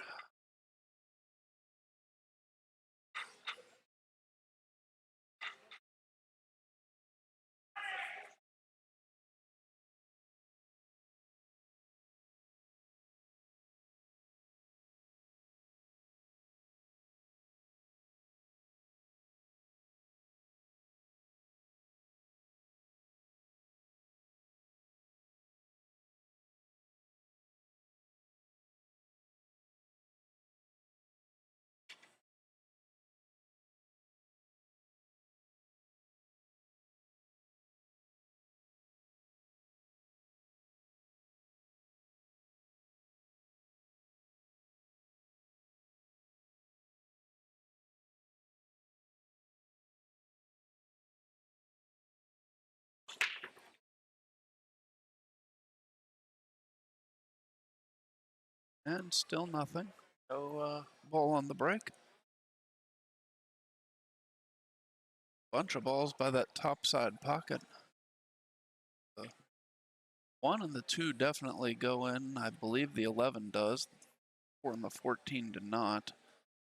4 really doesn't have any pocket, so you could break it out of there when you're shooting the 2.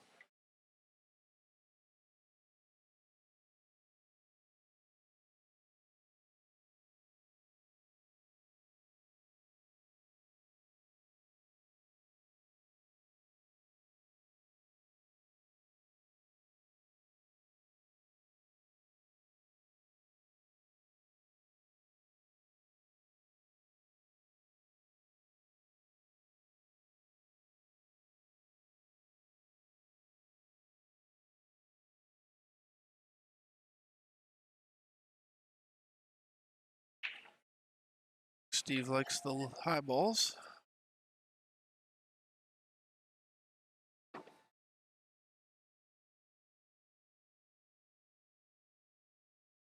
Tap this in and shoot the 14 down table. Left it very nicely there.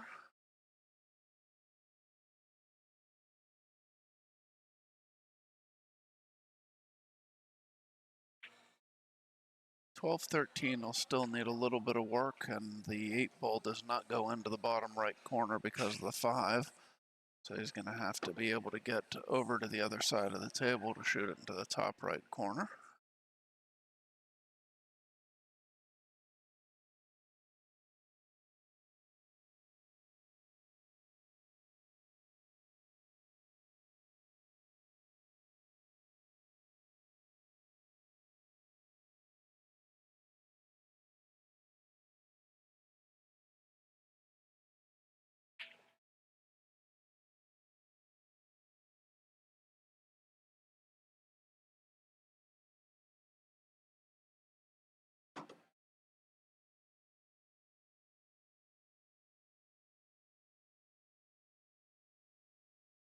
Taking a look at the 12-13 there. Guess he's going to have to try and set for the combination. I don't see him coming into those balls, and not really any pocket that one of them will go into. Doesn't get too close to the 6 here. Should be okay. Got to worry about where the 12 goes now after he shoots the combo.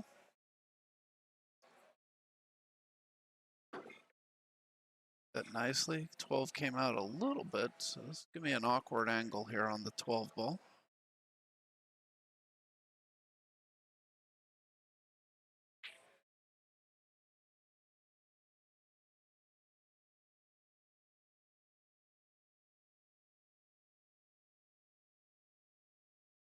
Cut this ball into the lower right-hand corner here.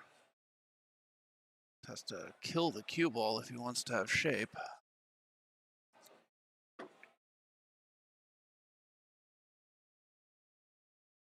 The only issue I saw with that shot was the cue ball. So he ties the 6 up with the 4, so if he does miss, it's going to make the out more difficult for Joey.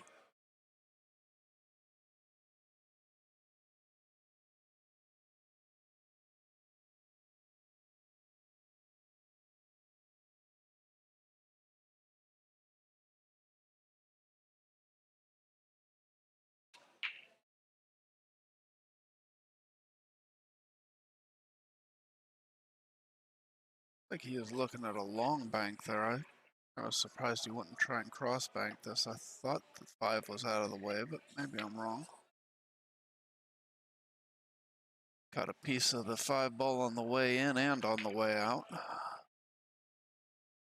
Made an enormous mess of the low balls by the side pocket.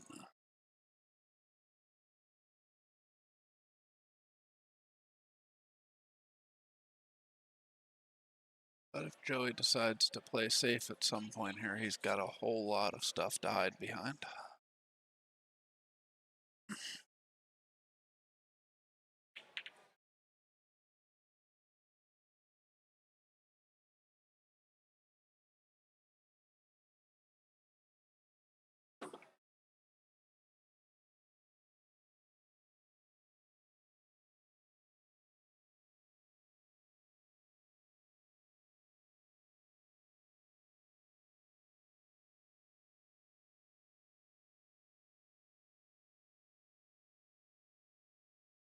Good shot on the 3. He moves the 5 out of there. Not so sure that the 4-6 isn't dead, but he elects to go into it and break it out.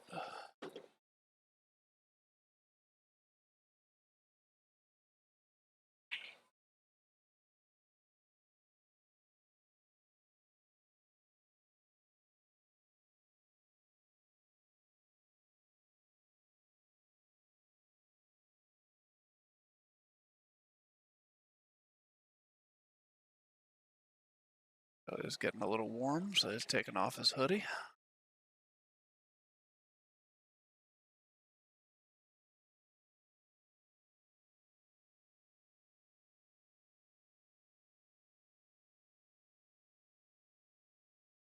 Oh, he rolled that underneath the 4 very nicely. I can play the 4 ball up table and 6 ball the other way.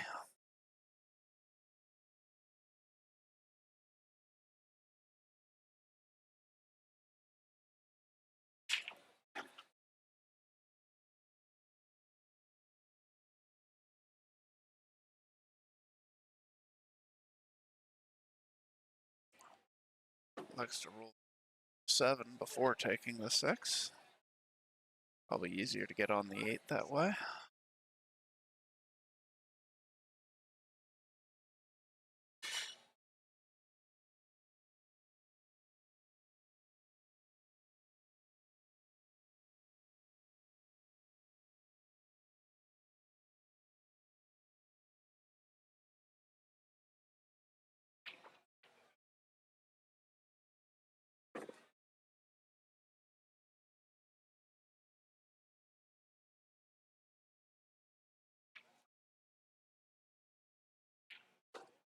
So Joey knocks the 8 ball home, and he pulls to within 3-2. Be Steve's break. And we'll get a word from a couple of our sponsors here while Steve's racking.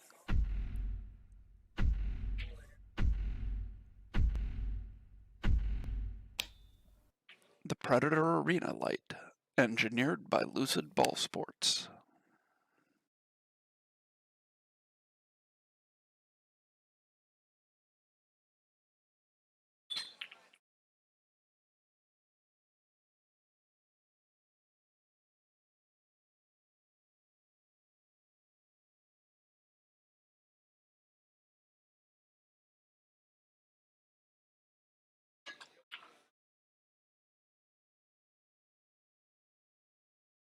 All right, so Steve's ready to break here.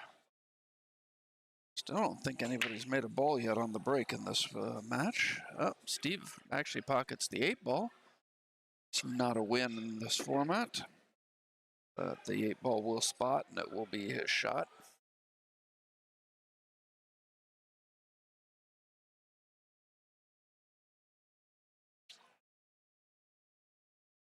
Like the 8-ball was the only ball he pocketed, so still 6 high and or 7 high and 7 low on the table. Big cluster up by the top rail there. It's gonna be difficult to deal with for both stripes or solids.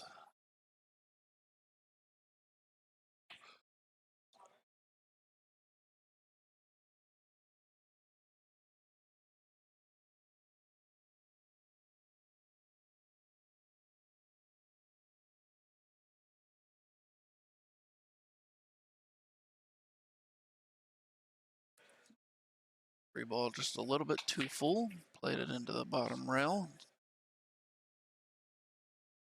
Joey come to the table. He's got a chance to even the match up if he can win this rack.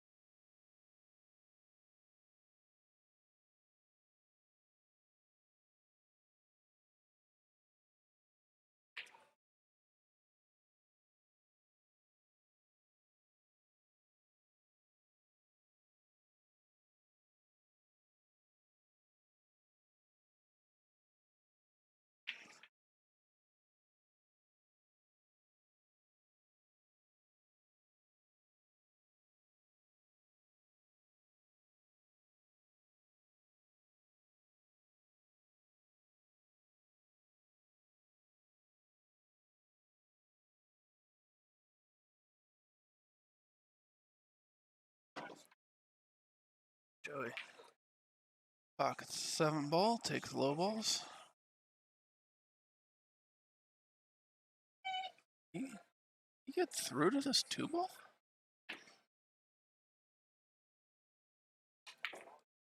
Yes, he could. Wow, that was an incredible shot there.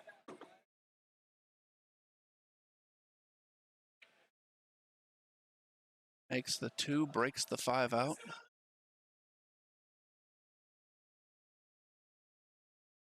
The only real issue with the shot is he left himself shooting over the 8 at either the 4 or the 1. The only 2 balls he really has to shoot at here.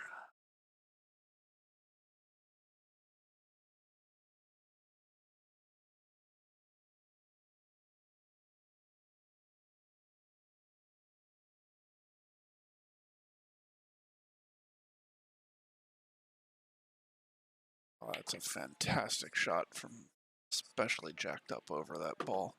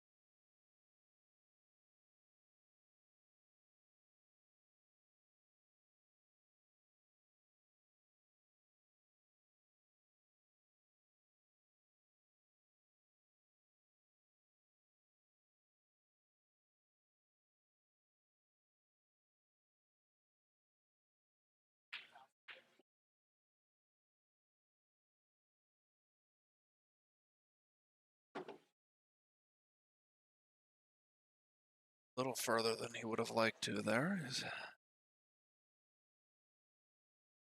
He has a cut on the 5 or a sharp back cut on the 6 here.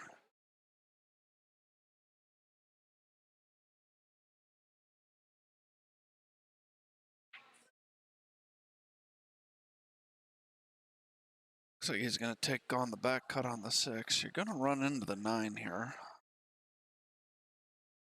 Cut this ball, but I think the cue ball should roll over towards the 5 after hitting the 9.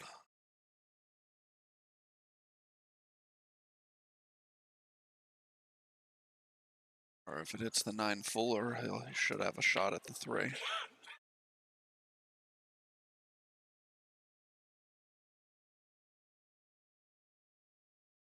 Wow, he's able to get by the 9.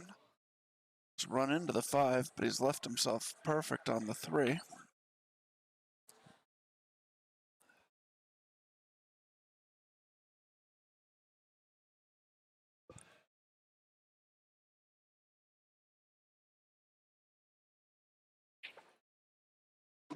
Oh, wow. Came off at a really shallow angle off of that 3 ball. Caused him to run into the 5 and not get out, run into the 8 and not get out on the 5. Called the 5 in the side, is going for the 2-rail kick here. Makes a good hit, comes up a little short of the side pocket.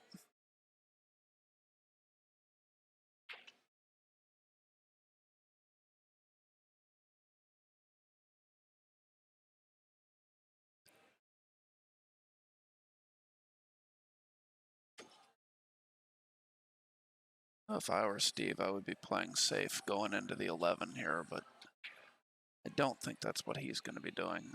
Not saying he's wrong and I'm right, he just shoots more confidently and better than I do, so he's more likely to take that ball on. I would have been too worried about missing that ball to shoot it. Left himself a nice shot on the 10 ball in the side here.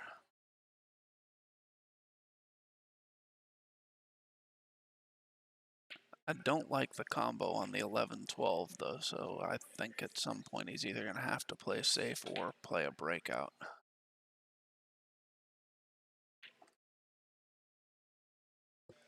And if he's going to play safe, this would be a perfect opportunity here. Just bank the 12 ball out and leave the cue ball behind the 11. Flex to play the 14.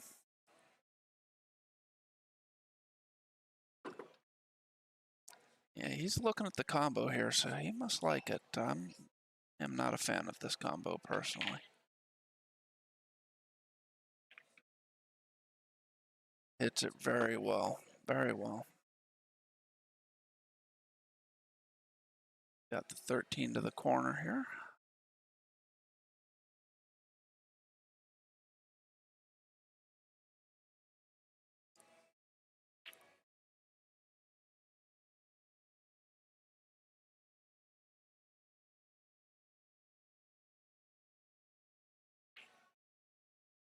Stuns up nicely. Play the 11, the other corner.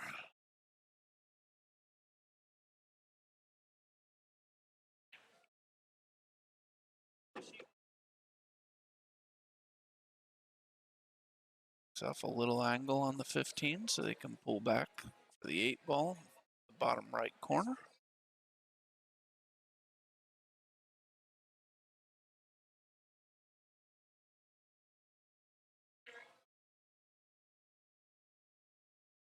Ball rattled a little bit, but it did drop.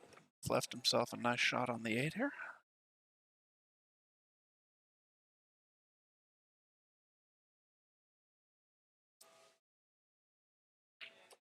Steve knocks the 8 home, moves in front by 2. Beat Joey's break with Steve in the lead, 4-2. And Joey is taking a quick break here, so we will be back in just one moment.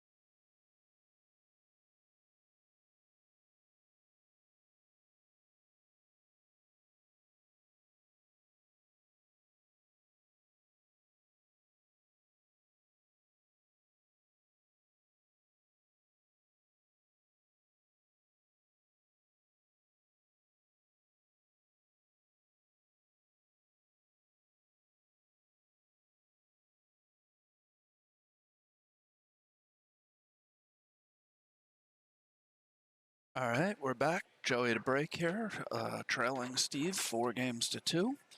This is a 7th-8th place match. The loser of this match finishes 7th-8th. The winner will be back tomorrow at 11:30 to play Tuan Chow, I believe. Oh no, that's the other half of the bracket. Who's the winner of this play? Brandon Schuff. The winner of this will be playing Brandon Schuff.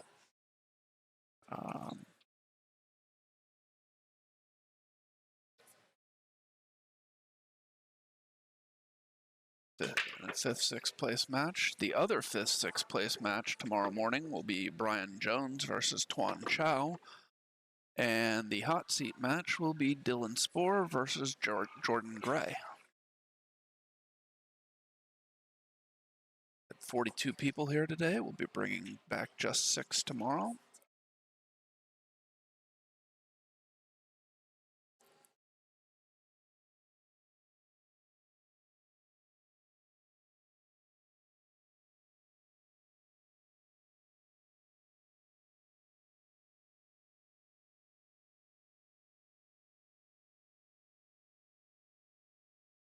So Joey has made a ball on the break here. Actually, made several balls on the break. First balls, I believe, that have been made on the break in this match.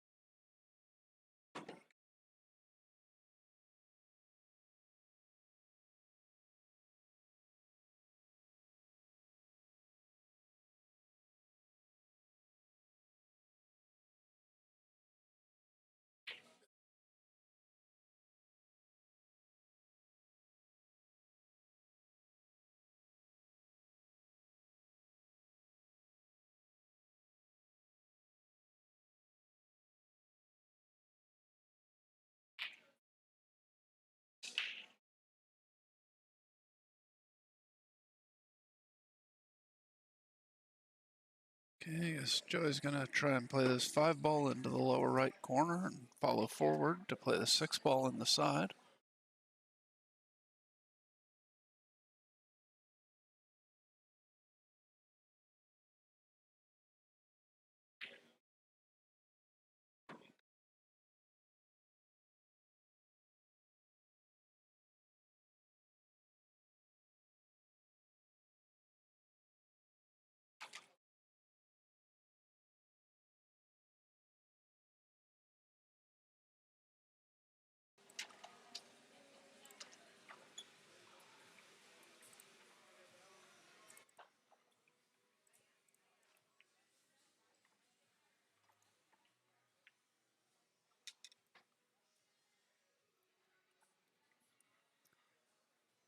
Okay, the band is wrapped up for the evening, so I removed the noise filters that Jeremy had put on and turned the gain back down to normal, so hopefully the sound is good for everybody.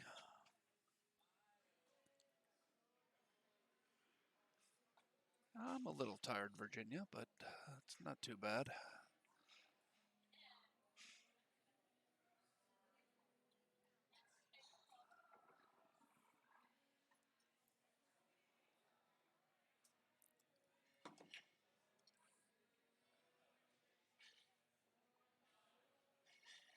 So apparently Joey missed while I was messing with the audio filters, and Steve looking to move on to the hill here, and it will be his break, so he would have a chance to close out the match without letting Joey back to the table.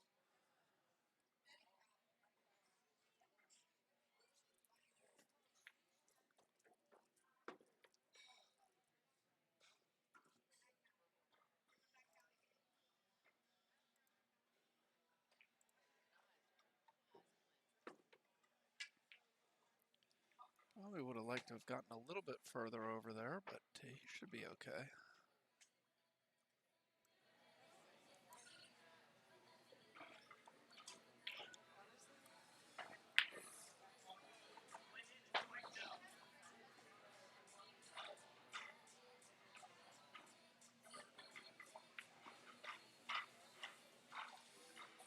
Oh, he hit that nice, good speed. So even the ball, though the ball went to the rail, it rolls in. And Steve will have this 8-ball to move on to the hill. Steve is up 5-2. He would be breaking, trying to close this match out. It's the last match of the night, so this could be the last rack. Once again, would like to thank everybody for watching.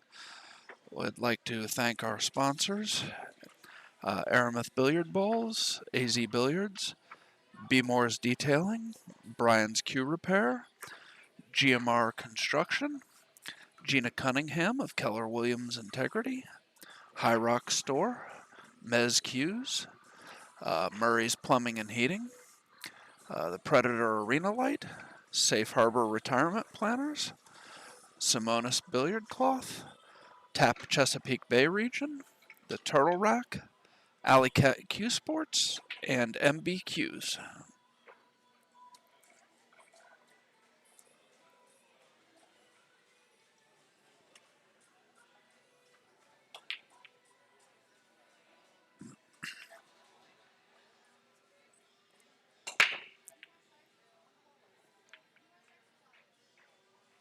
As Steve still cannot get a ball to go on the break.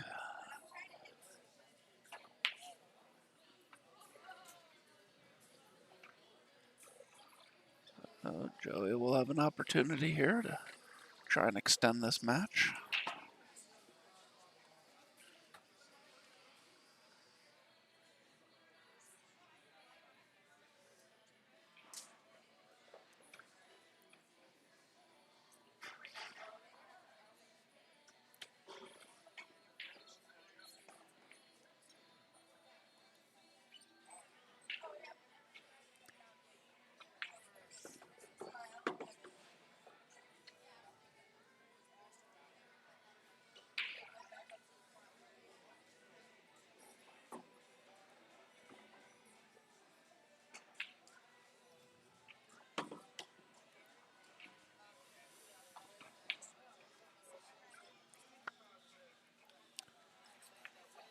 He bumps the 2-ball out nicely as the 2 in the corner.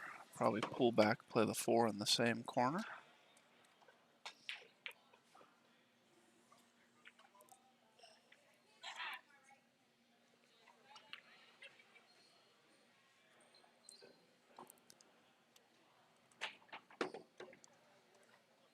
Needs to get on this 6-ball. A good angle to get on the 3.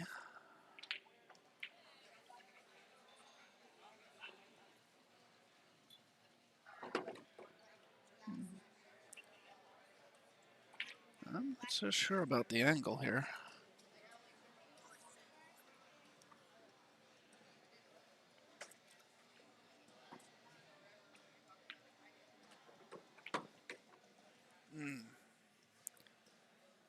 Tried playing it with some inside to come out above the 11. He's bumped into the 11. He does have a cut on the 3. But he's going to have to let the cue ball go a little, make it a little harder to get on the 8 here.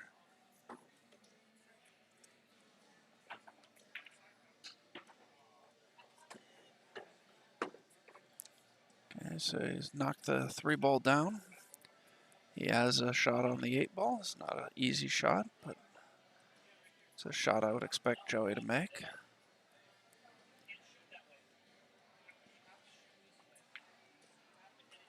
He does. Joey pulls to within 5-3. Joey will be breaking, trying to cut the lead to 1.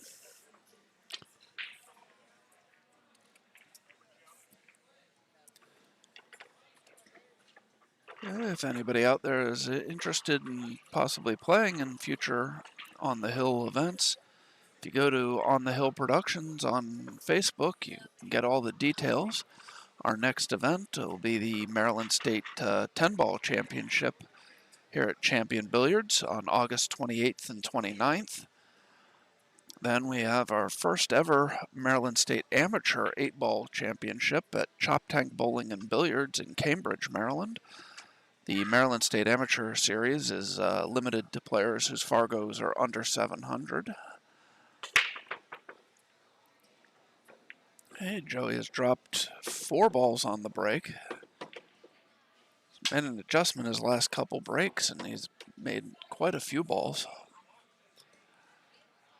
So after the Maryland State Amateur 8-ball at Chop Tank Bowling and Billiards, September 25th and 26th, we will have the Maryland State Bar Box 8-ball at Bruising Cues in Glen Burnie, Maryland.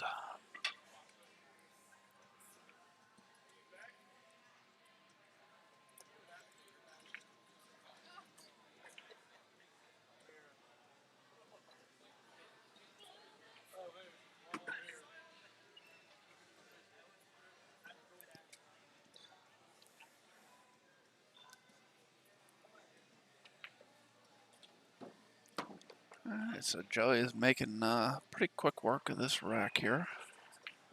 After that break, I'm not surprised. He had a really good break, great separation, made, I think it was 4 balls. Had a good shot to start with. Pulls back, play the 8 in the corner.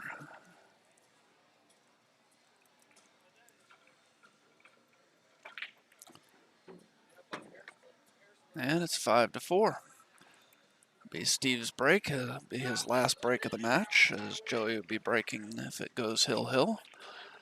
Steve has struggled on his break so far this match. He's got one more chance to see if he can make an adjustment and get something to fall.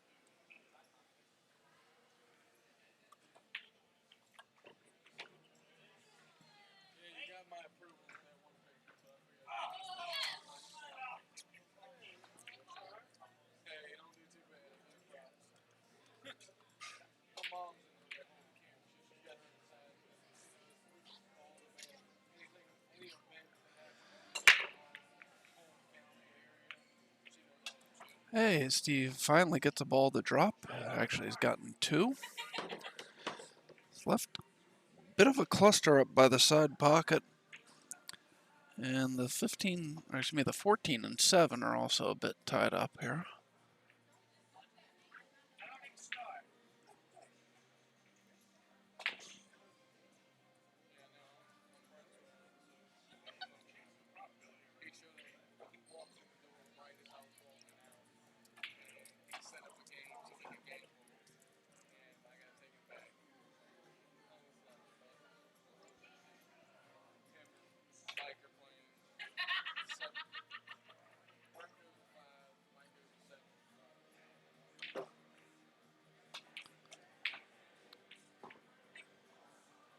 Yeah, it was a nice job of freeing up the 14 ball.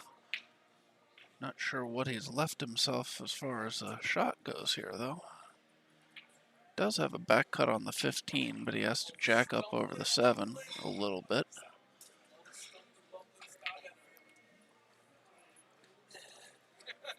I think there might be a potential scratch in this shot.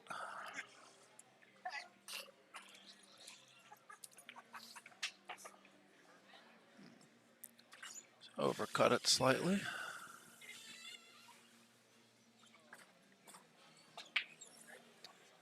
He's left Joey a shot on the 5 in the side, but he does not have the angle to go into the 6-2 here, so he might elect not to take it. Try and come back and get a better angle to play the breakout later.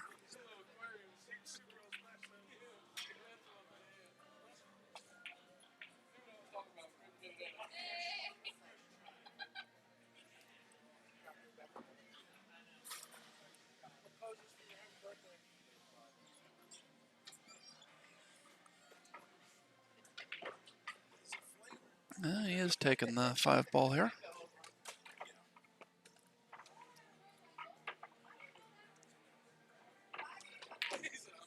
Oh man, I guess I wasn't able to see the angle there.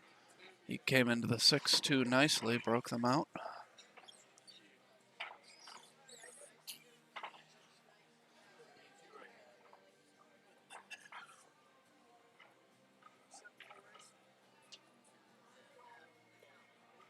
Yeah, it looks like Rick Scarlato is going to be joining me in the booth here.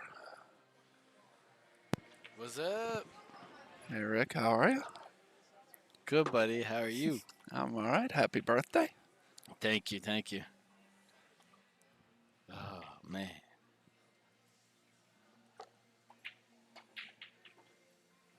Joey mounting a comeback here. Yep.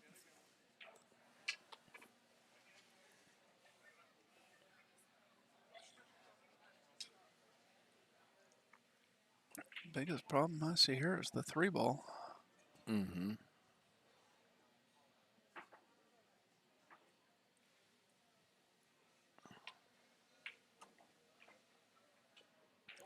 Oh, wow. What Wow. a shot. Great shot.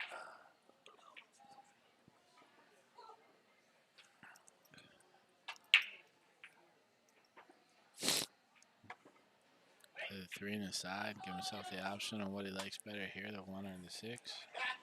Definitely like the 1 first because I agree. We'll not just so slide- much because either one's an easier shot, but because of where the 8 ball is. Yeah, he'll just slide this ball over a touch. And then he can just stop the 6 right where it's at. What a out there by Joey. Hit that 7 ball just perfect. He just stopped this ball. No And reason to Benny. get cute. Benny Blanco Oh, says he happy drew. birthday in the chat. Thank you, Benny B. How you doing, baby? Missed you. All right, and we are going hill here. Hill Joey's break, right? Yes, Joey's break. Benny, when you coming out, baby? We need to see you, man. Benny Blanco from Philly instead of the Bronx.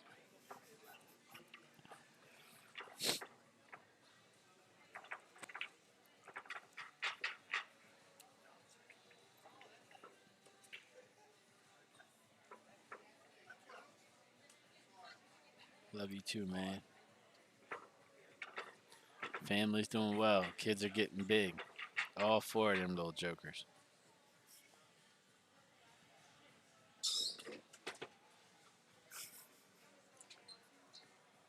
Man, anytime you want to come up, Benny B, you just let me know. I'll take care of you. All you got to do is call me. Joey's been breaking from the side rail a lot today. He's got it working pretty good for the most part. The first few racks of this final, he wasn't breaking real well. Then he made 3 or 4 balls on the break. The last couple breaks, he gets 1 there. Yeah, he just made 1 there.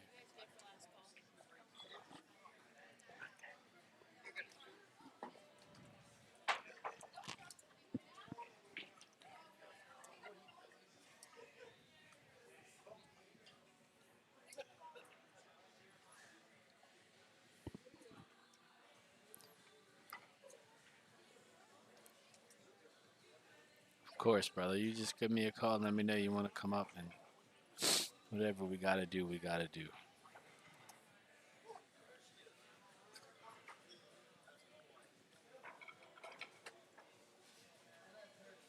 Joey's deciding what he likes here.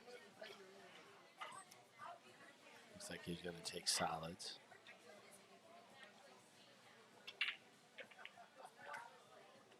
He's going to play the 4 ball next. I wish he was here today, Benny. We could have had a few drinks together, get a little crunked up.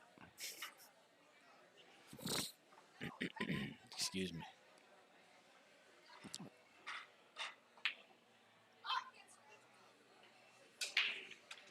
He's got a little decision to make here, actually. If he plays the 4 ball, I don't know if the 5 passes the 11, does it? I don't think so. I think it does.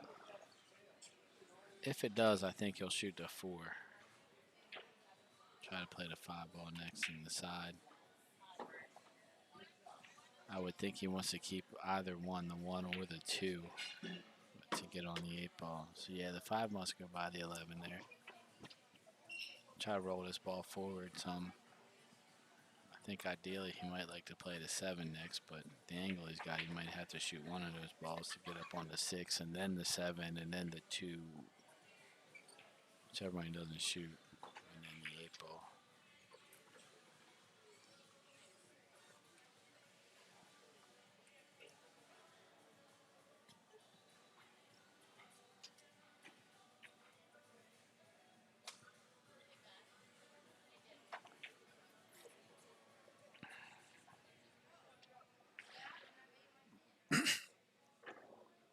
So I think he's going to play the 1 ball here. Roll up for the 6.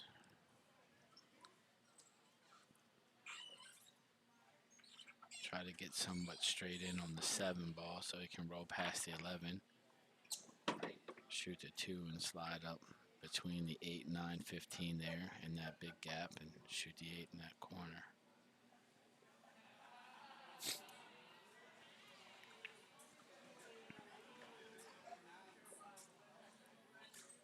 That's not quite the angle he wanted, but I think he'll be okay. Try to come past the 11 ball here. All right, he pumped it a little bit. Joey has a pretty good cue ball though, so it should be okay to stall this ball up there. Little heat on him here though, hill. Always adds a little extra pressure. He might go to the rail and back out. These rails play a little springy.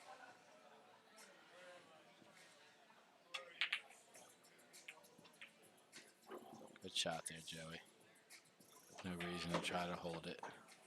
Got dead perfect on the 8. Yep. Couldn't ask for anything more in this situation. Pretty sporty comeback here by Joey. Down, what, 5-3, right? Yep.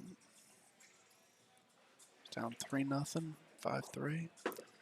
And Joey takes the match. Pretty Steve sporty. finishes 7th, 8th. And that will be all for us for this evening. Thank everybody for watching. We will be back at 11:30 tomorrow. The continuation, the final 6 players.